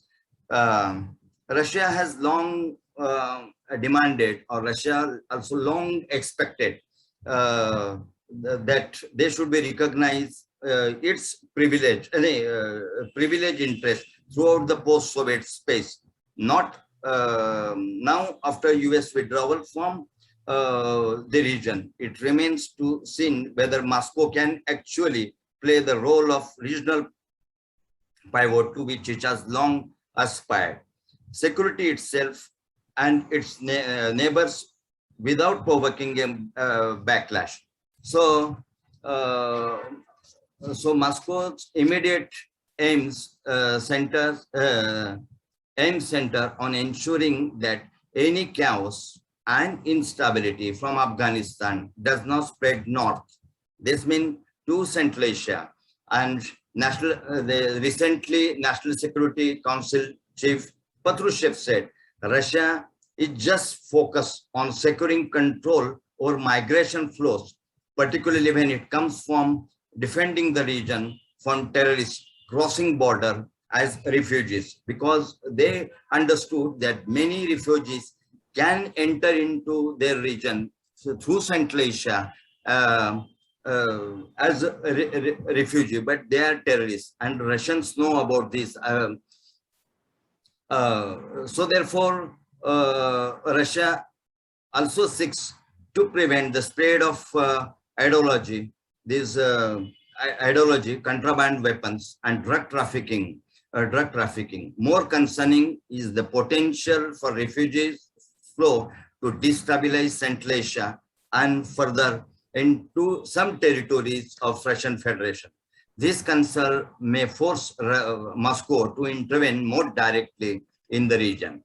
Both Russia and Central Asian republics have long maintained ties with leaders of Northern Alliance when it was in 90s, when they were of Uzbek origin, they were of Tajik origin. Now, in the absence of a unified opposition platform, Russia fears that anti-Taliban fighters in the north could also turn to extreme groups like Al-Qaeda, IS, Khorasan, and others. So, American departure gives Russia an opportunity to boost its security security presence and strengthen regional security organizations such as Collective Security Organization, Collective Security Treaty Organization, CSTO, which would strengthen its claims to a sphere of privileged interest. And Russia, there's no doubt Russia is the driving force behind CSTO. And Russia has also helped strengthen the region borders under CSTO auspices. So Afghan crisis will be a major test for CSTO now. Here, I may say that I may submit here that here SCO also may enter into scene, but it's very too early to comment on this because there are several other members may not support Russia's policy on this. Till in just last week, Foreign Minister Sergei Lavrov confirmed that Russia is prepared to relaunch talks under the so-called Moscow format, bringing together Afghanistan's neighbors to seek a regional framework for ending the conflict. In the process, Moscow aims to position itself a regional power broker while advancing its interest in economic integration, including building new links among Central Asian republics, Afghanistan, and Pakistan. Its success could benefit Russia, not just in Afghanistan, but in wider region. The framing of US-Russian relations around the notion of great power competition suggests that Russia's advance into Central Eurasia will emphasize not only containing potential spillover from Afghanistan, but also further minimizing US and Western influence in the region and rebuilding elements of Russian domination across not only in Central Asia, but in and around Afghanistan and in Central Eurasia also. So my last submission is that Russia will remain a dominant power, surely a dominant power, a power broker in Afghanistan, and will surely try to maintain its monopoly in Central Eurasia. I stop here. Thank you so much. Thank you, Professor Deshpande, for this broad overview of the Afghanistan situation, touching upon the core issues of the Eurasian region, and particularly highlighting Russia's role. You have rightly said that Russia has a big role to play in the region, particularly in the aftermath of the US withdrawal and the vacuum that has been created, attracting numerous actors, particularly regional actors, to fill the vacuum. So Russia is very clear about its security interests, something which the Russian leadership and the Russian political establishment has emphasized again and again. The issue of drugs, extremists, small arms, and of course, refugee flows are real issues which Russia actually will have to confront with. And considering these challenges, it does make sense that Russia will play a very important role in Afghanistan. It will remain a dominant power, a power broker to ensure that stability is ensured in Afghanistan, and thereby Russian interests are also secured. Thank you so much, Professor Deshpande. In fact, I have received a message from the organizers, and we'll have another speaker who would want to share his thoughts with us. He is Professor Peter Zawak of the Wilson Center. He's a global fellow. And may I invite you, Professor Peter Zawak, please, to share your thoughts? Yes, good morning from the United States.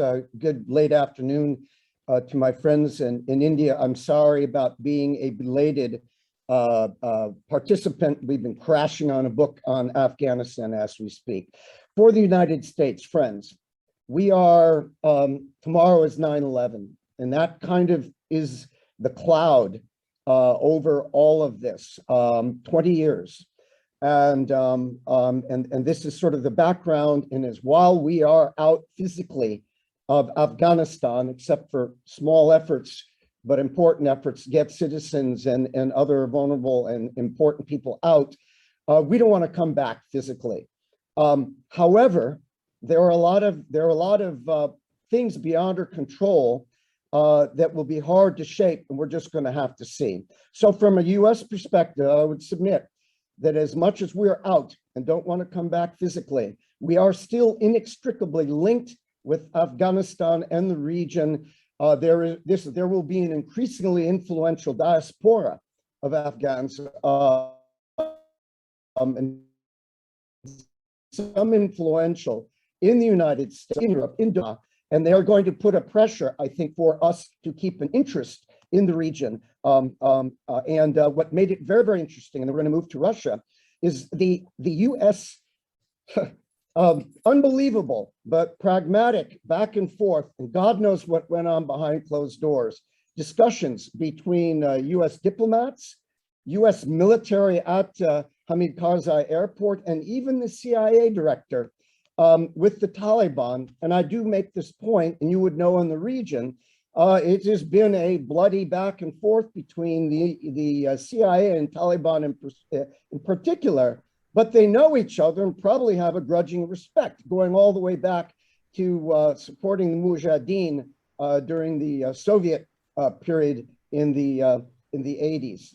So I think all of this plays into a backstop, and the US with the AMSITs going on right now, investment, and the Taliban, I believe, will never forget this, our over-the-horizon capability, our ability to unleash hell if things really get crazy, as we demonstrated in 2001, not reluctant to do anything like that today, and the circumstances are not that, but that capability is there, and I submit in their memory.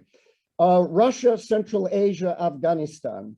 In my dealings and discussions with Russians going back a decade, the Russians, in my mind, majority who really pay attention, always thought that the mission, if you will, to build and sustain a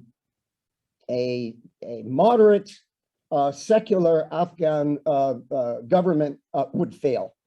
And they have their own experience from '89 in Najibullah to guide them, and they believed it. And so I believe in the last, certainly since in the last decade, certainly the last few years, the Russians psychologically building what we would say in English, a fire break in the countries of Central Asia, certainly the border nations and other nations in the region for, as the doctor just said before me, when inevitably Afghan were to fail, to protect themselves and Central Asia and their interests from the furies of terror, drugs, migration, and crime, and all of that. And I think we're in that space now. So as I said, I think to close, I think that for Afghanistan, they live in a world historically, I think they're very skeptical. I can't speak for them. They have to balance, they have to mediate, balance, survive. It's going to be very, very hard. Traditionally, the region, while they've had relations and work and Silk Road, it's also been a region of wolves for them, and potential for all kinds of regional and potential greater power interests. I'll stop here. Okay. So thank you so much, Professor Peter Zawak. Thank you for sharing your thoughts, the US perspective. As you stated, that the US is out and it has no intention of going back, but yet the US is intrinsically linked to the developments in Afghanistan. Of course, there is this diaspora that you mentioned, the pressure from them. And in that sense, the US will continue to be a factor, and it will be playing a role there in Afghanistan, even if it's from a distance. Now, what that role will be, That is something, of course, one can speculate, but it is in the US interest to build and sustain a modern secular government in Afghanistan. And though we all know that it is not going to be easy in Afghanistan. So that's what I could understand from your presentation, and I'm sure there'll be questions for you. Thank you so much. Thank you so much. So now I think it's time for the question and answer session. We have had some very, very interesting presentations. In fact, very different viewpoints, although different, but yet there is a lot of similarity in what all the presenters had to say, though the interpretations vary. And I would like to invite all those who are present here, the audience, the presenters, even the presenters could ask each other questions. So my request to all of you is first to identify yourself and then to state to whom the question is directed. Yes, please. Please.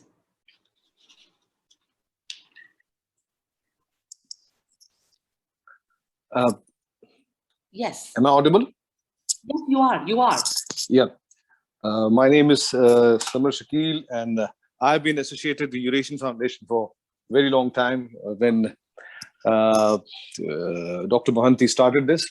And I must compliment the whole team of Eurasian Foundation to hold such an important event in such difficult times, which the whole region is facing. It's a very important topic.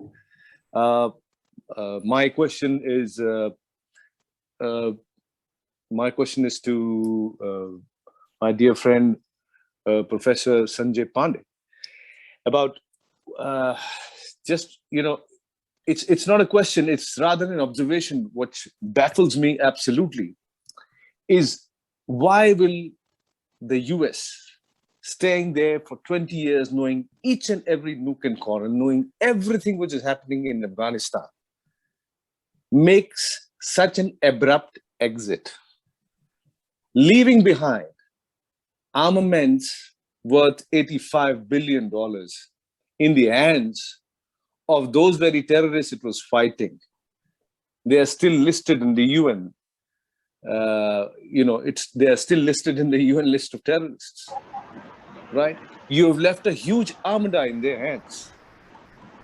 What surprises me, I cannot believe, I fail to, accept that the Americans would not contemplate what will be the aftermath of such kind of an hasty, unplanned, totally devastating exit.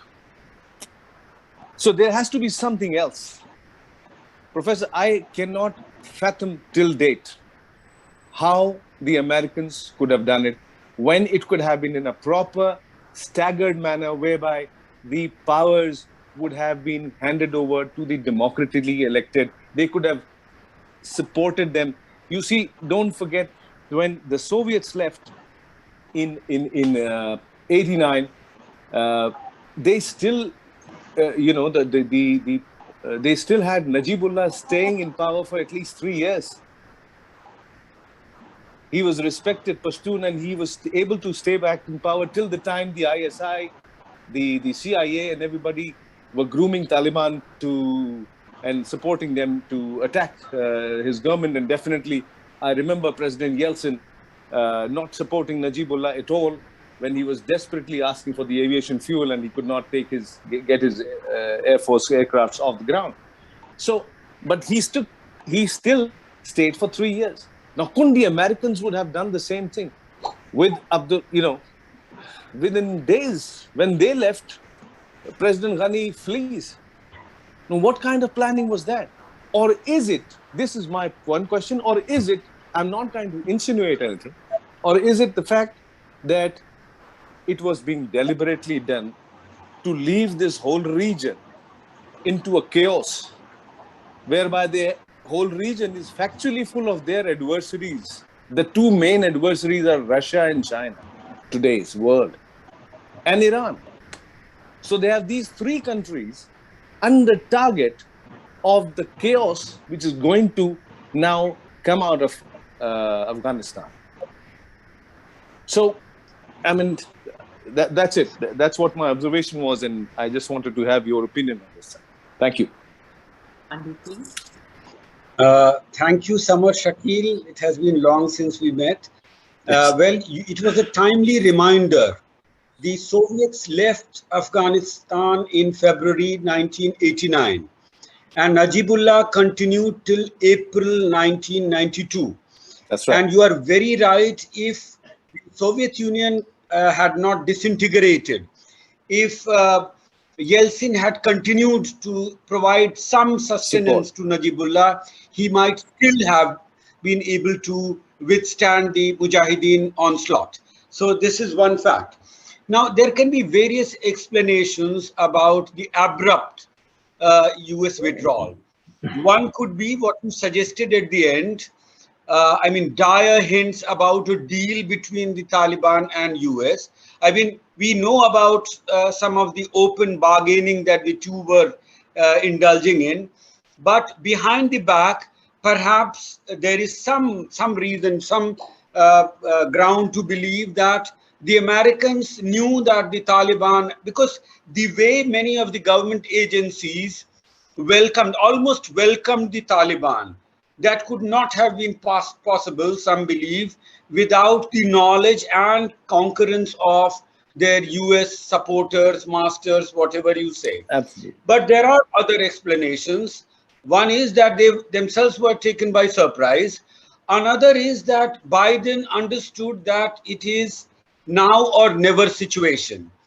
If they have to continue propping up the government or even keeping their 600 plus soldiers on the at the airport, that might have required fresh induction of troops if Taliban were controlling the rest of the country.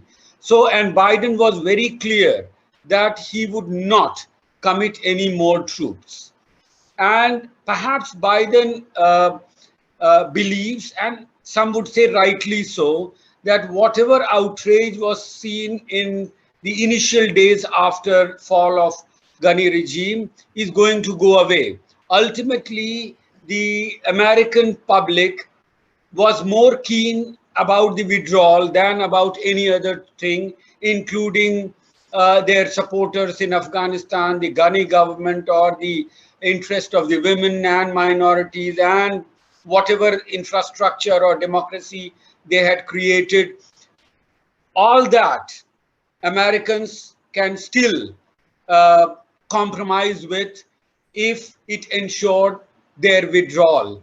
So it was a now or never situation, and Biden, for whatever understanding that he had, decided that he would leave Afghanistan even to chaos or Taliban rather than continue to commit American forces there.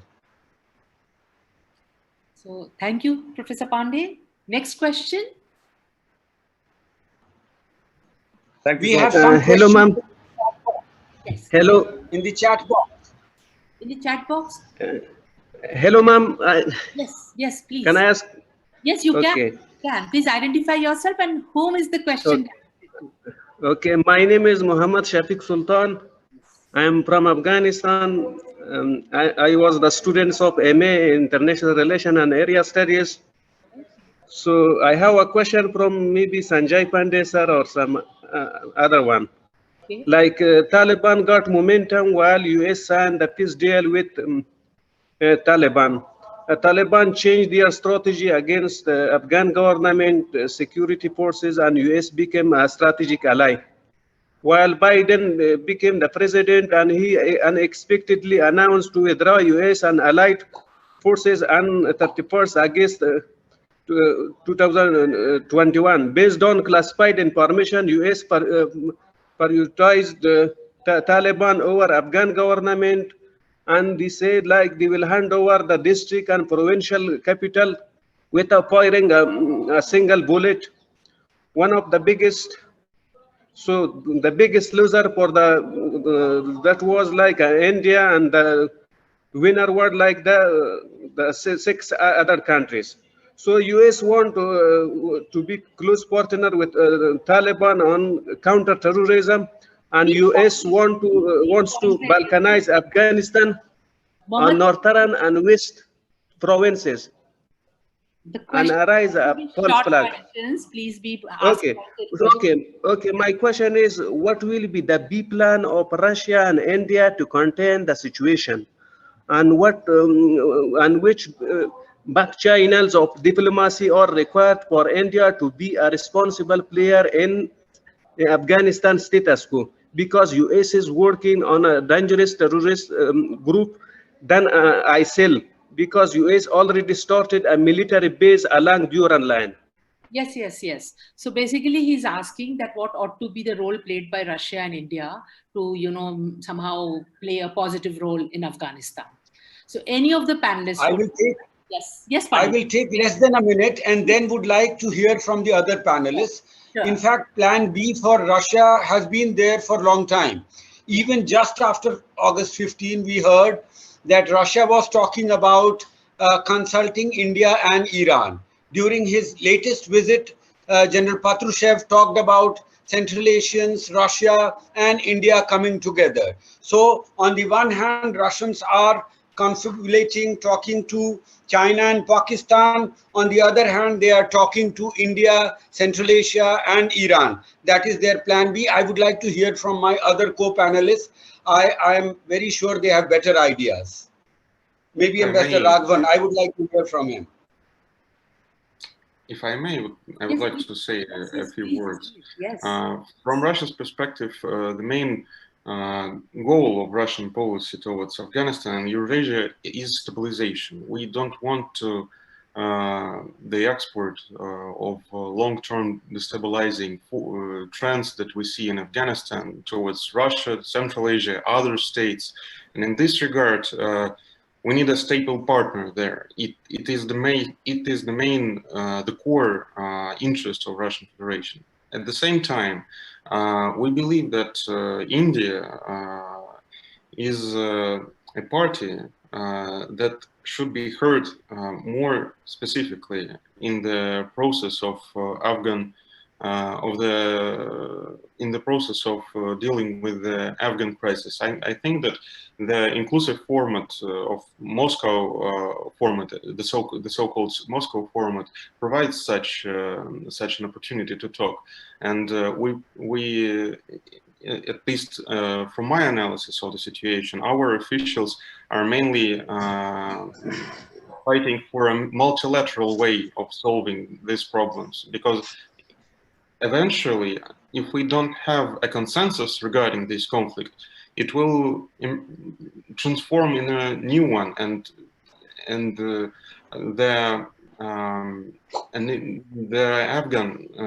Afghan state will be continuing to be a battleground of great powers, simply to a continuing ground of battle of great powers. That's my point of view. Thank you. Any other viewpoint on this question? None? Okay, next question. Hello, ma'am. Yes. Yes, I am Shujat Ali Qadri. I am president of Muslim Student Organization of India. My question is to Ambassador Raghavan, Mr. Raghavan, is that the religious ideology of Taliban is Deobandi, which is considered as radical and extreme. And of course, the Deobandi ideology has a major influence in India as well.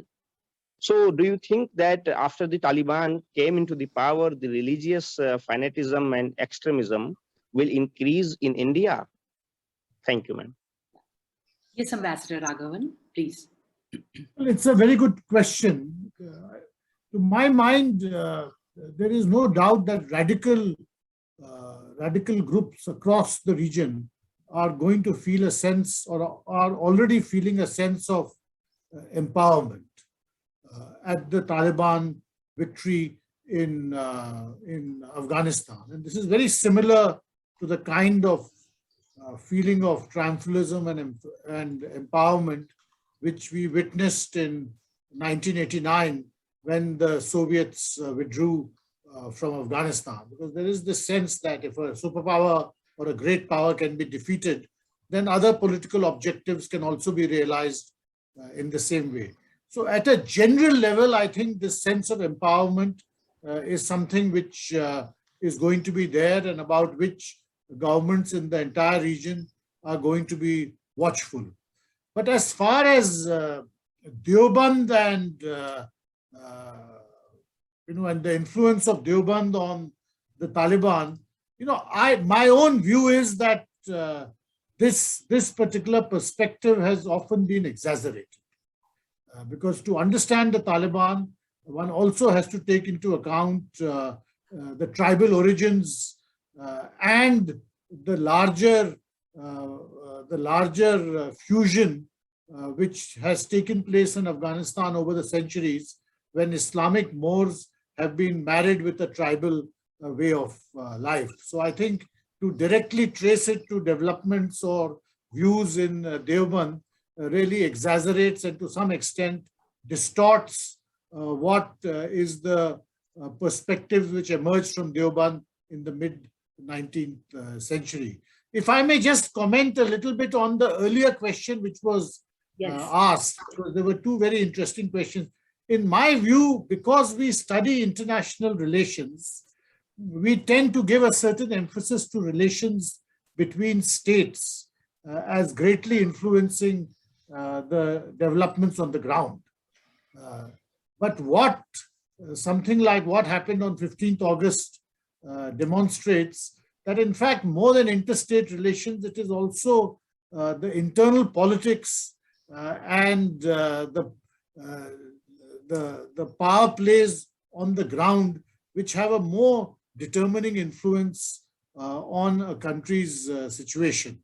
So while we can talk about the influence which Russia will bring to bear, or China will bring to bear, or Pakistan will bring to bear, or other countries will try to, when they try to form concerts to influence developments, I think a principal factor in this whole equation is going to be how much the Taliban or the Taliban leadership itself has evolved and how it sees not just Afghanistan, but also the wider region. And I think there, the role of external factors is going to be much more limited. It's not going to be absent, but a lot depends on the evolution, on what evolution in Taliban mindsets has taken place. And I think on that question, the jury is on the whole, by and large, still out. We don't know as yet. Thank you. Thank you. So now we can take 3 more questions. Hello. Yeah, I have a hello. Hello. Am I audible? Yes, you.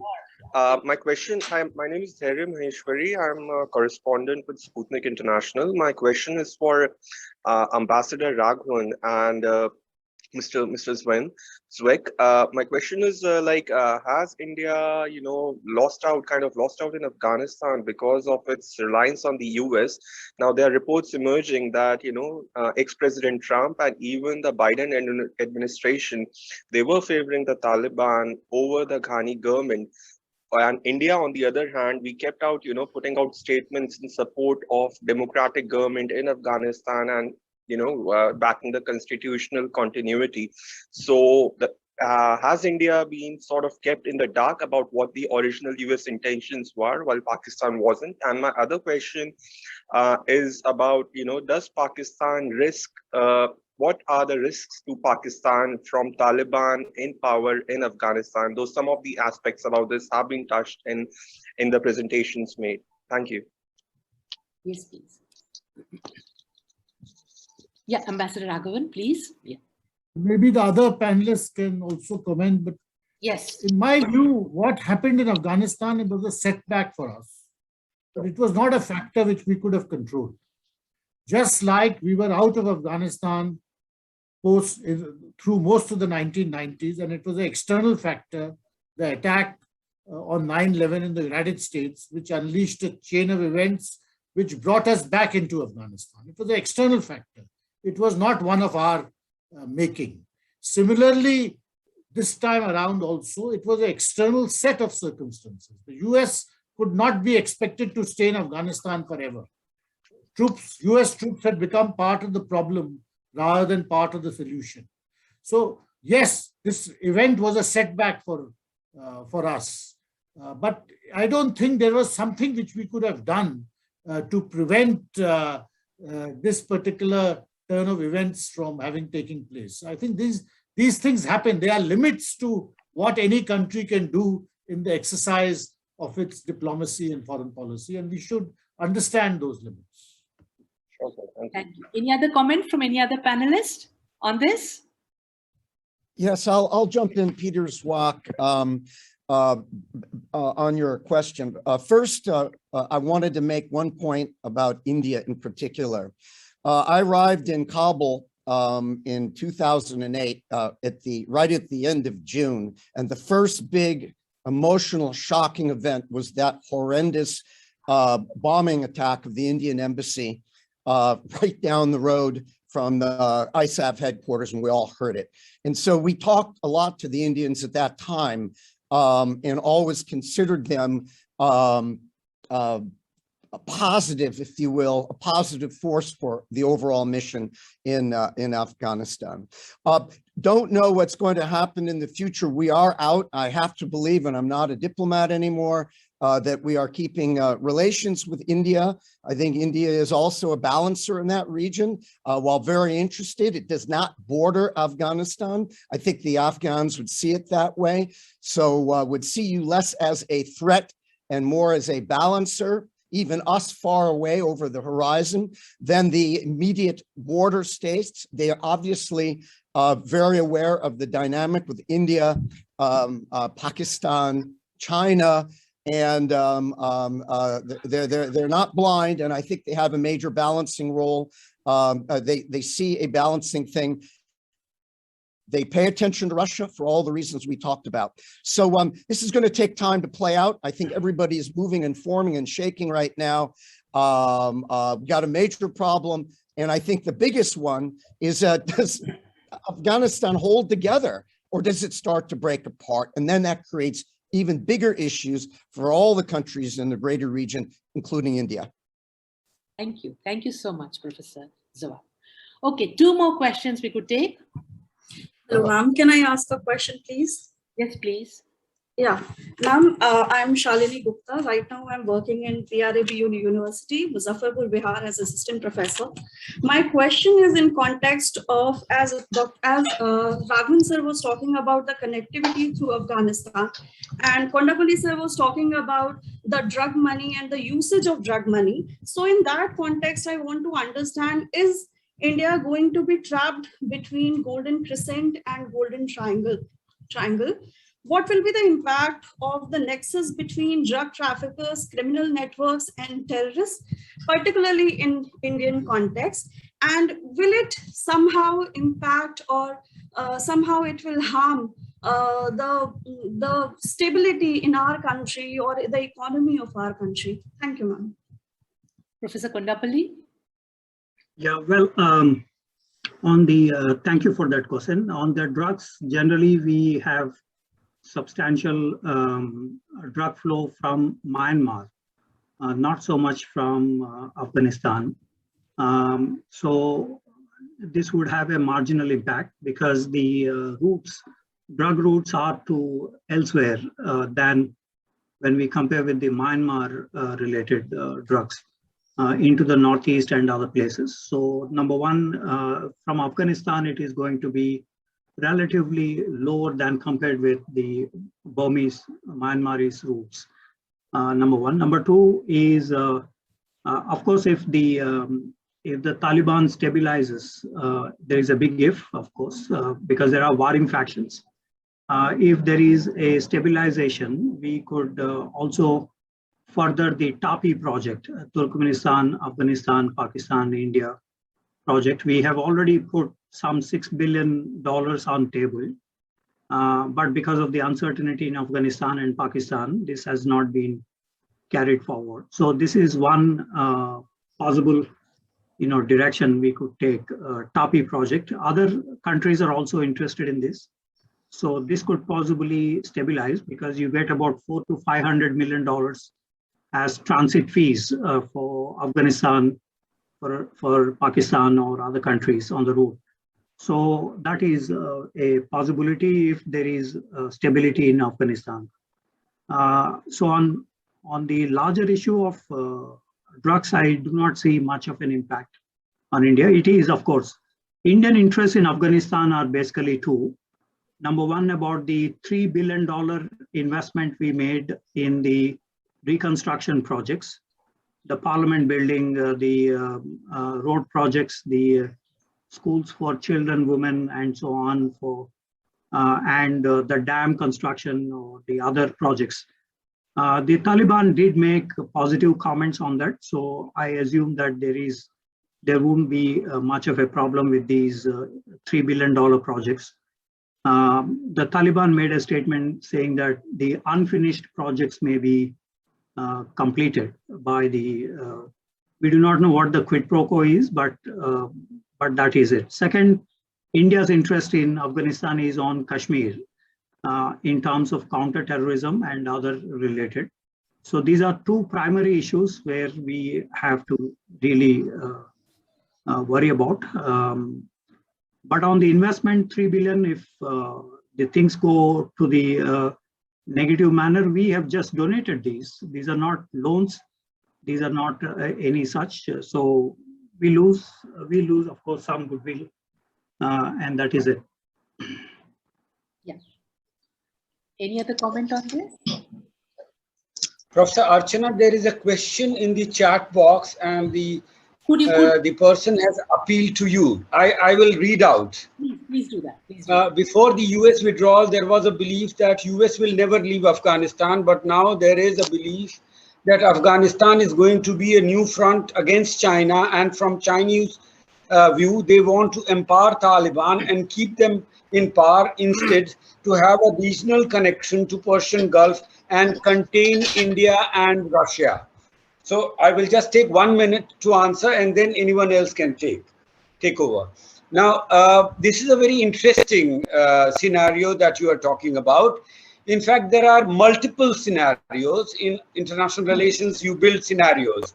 One scenario is the one that you have talked about, where Pakistan and China, they engage with Taliban, and Pakistan interested in containing India, China ultimately trying to contain Russia.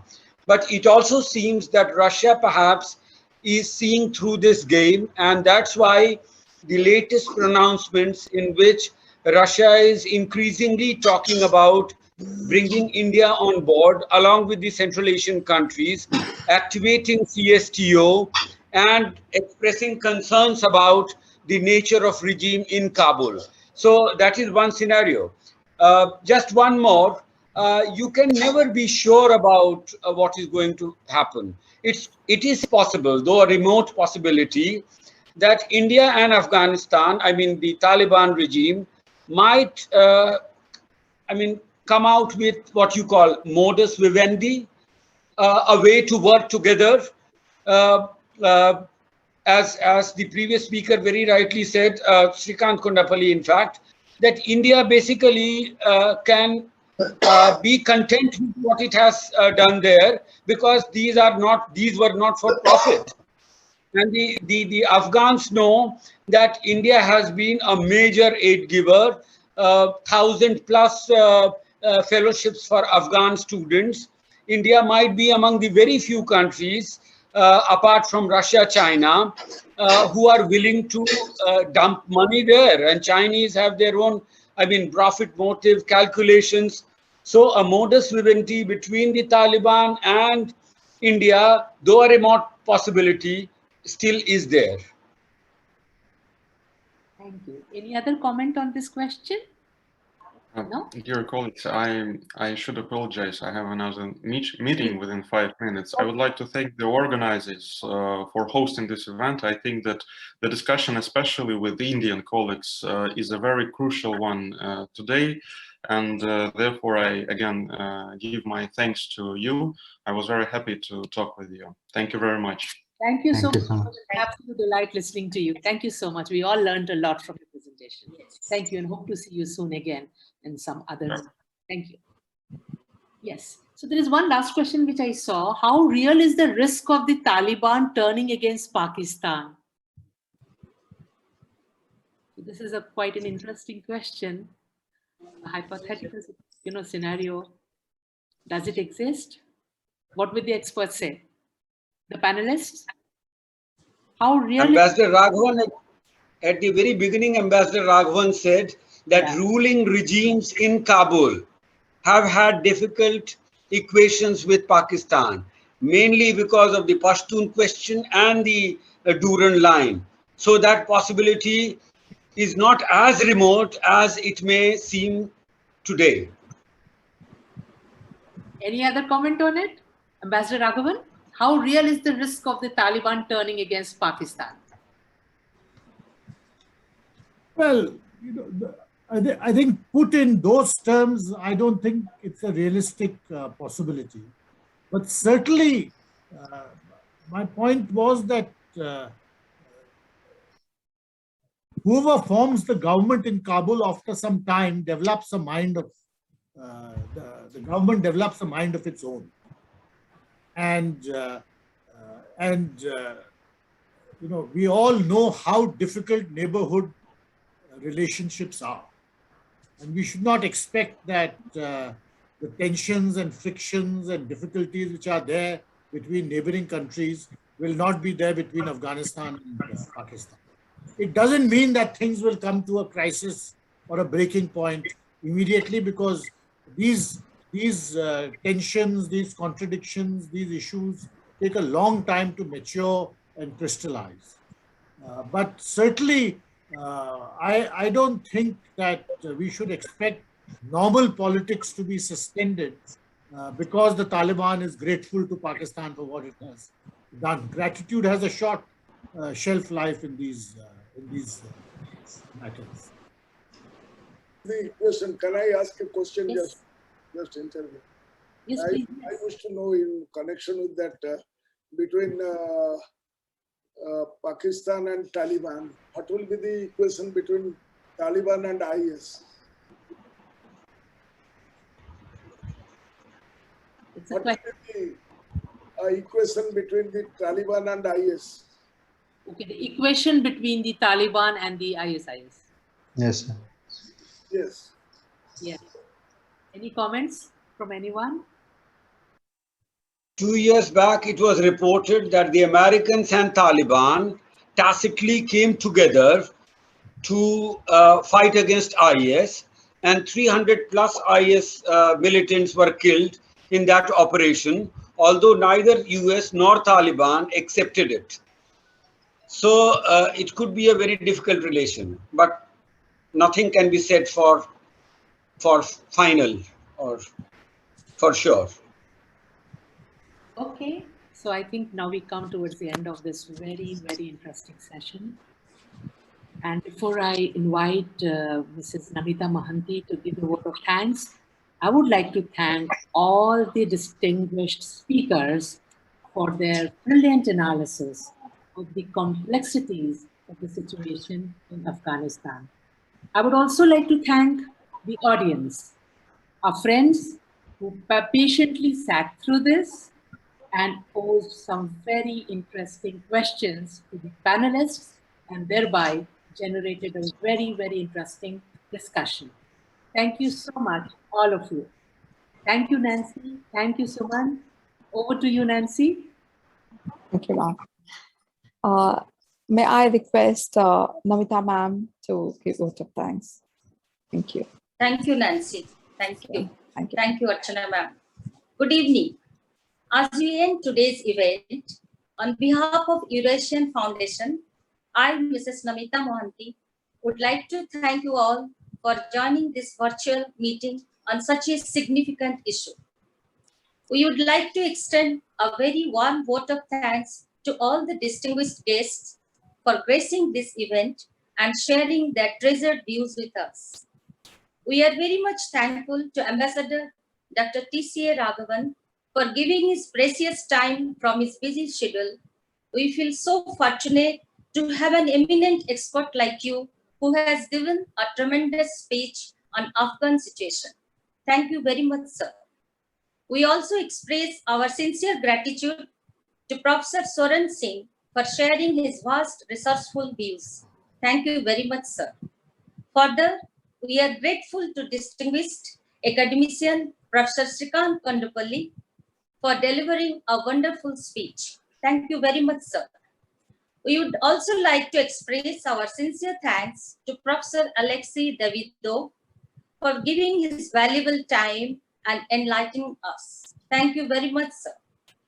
We'd also like to acknowledge our gratitude to Professor Sanjay Pandey and Professor Sanjay Deshpande for sharing their outlook towards this scenario in our event. Thank you very much, sirs. We are also thankful to Professor Peter Jawa for joining with us and sharing his views with us. Thank you very much, sir. We are grateful towards Professor Archana Upadhaya ma'am for chairing this e-conference so gracefully. Thank you very much, ma'am. A special thanks to Dr. Nancy, Dr. Sumant Swain, Dr. Subrat for their enthusiasm and dedication to make this conference very successful. Thank you very much for delivering such a heartfelt tribute to Professor Arun Mahanti, the founder of this organization.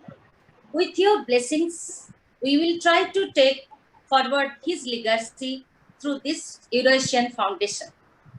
Lastly, on behalf of Eurasian Foundation, I would like to thank all the dignitaries, diplomats, academicians, policymakers, media representatives, and research scholars who are present in today's event. Thank you very much. It was such an incredible evening. Thank you all. Namaskar. And that is an announcement. I would like to announce that the foundation is going to organize a 3-day conference on Indo-Russian Young Scholars Conference from 16 to 18 September during 4 p.m. to 6 p.m. The time is that. So my request, those who are interested can register in the event. So the registration link is available in chat box. Thank you very much. Thank you all for your presence and sharing the views. Namaste.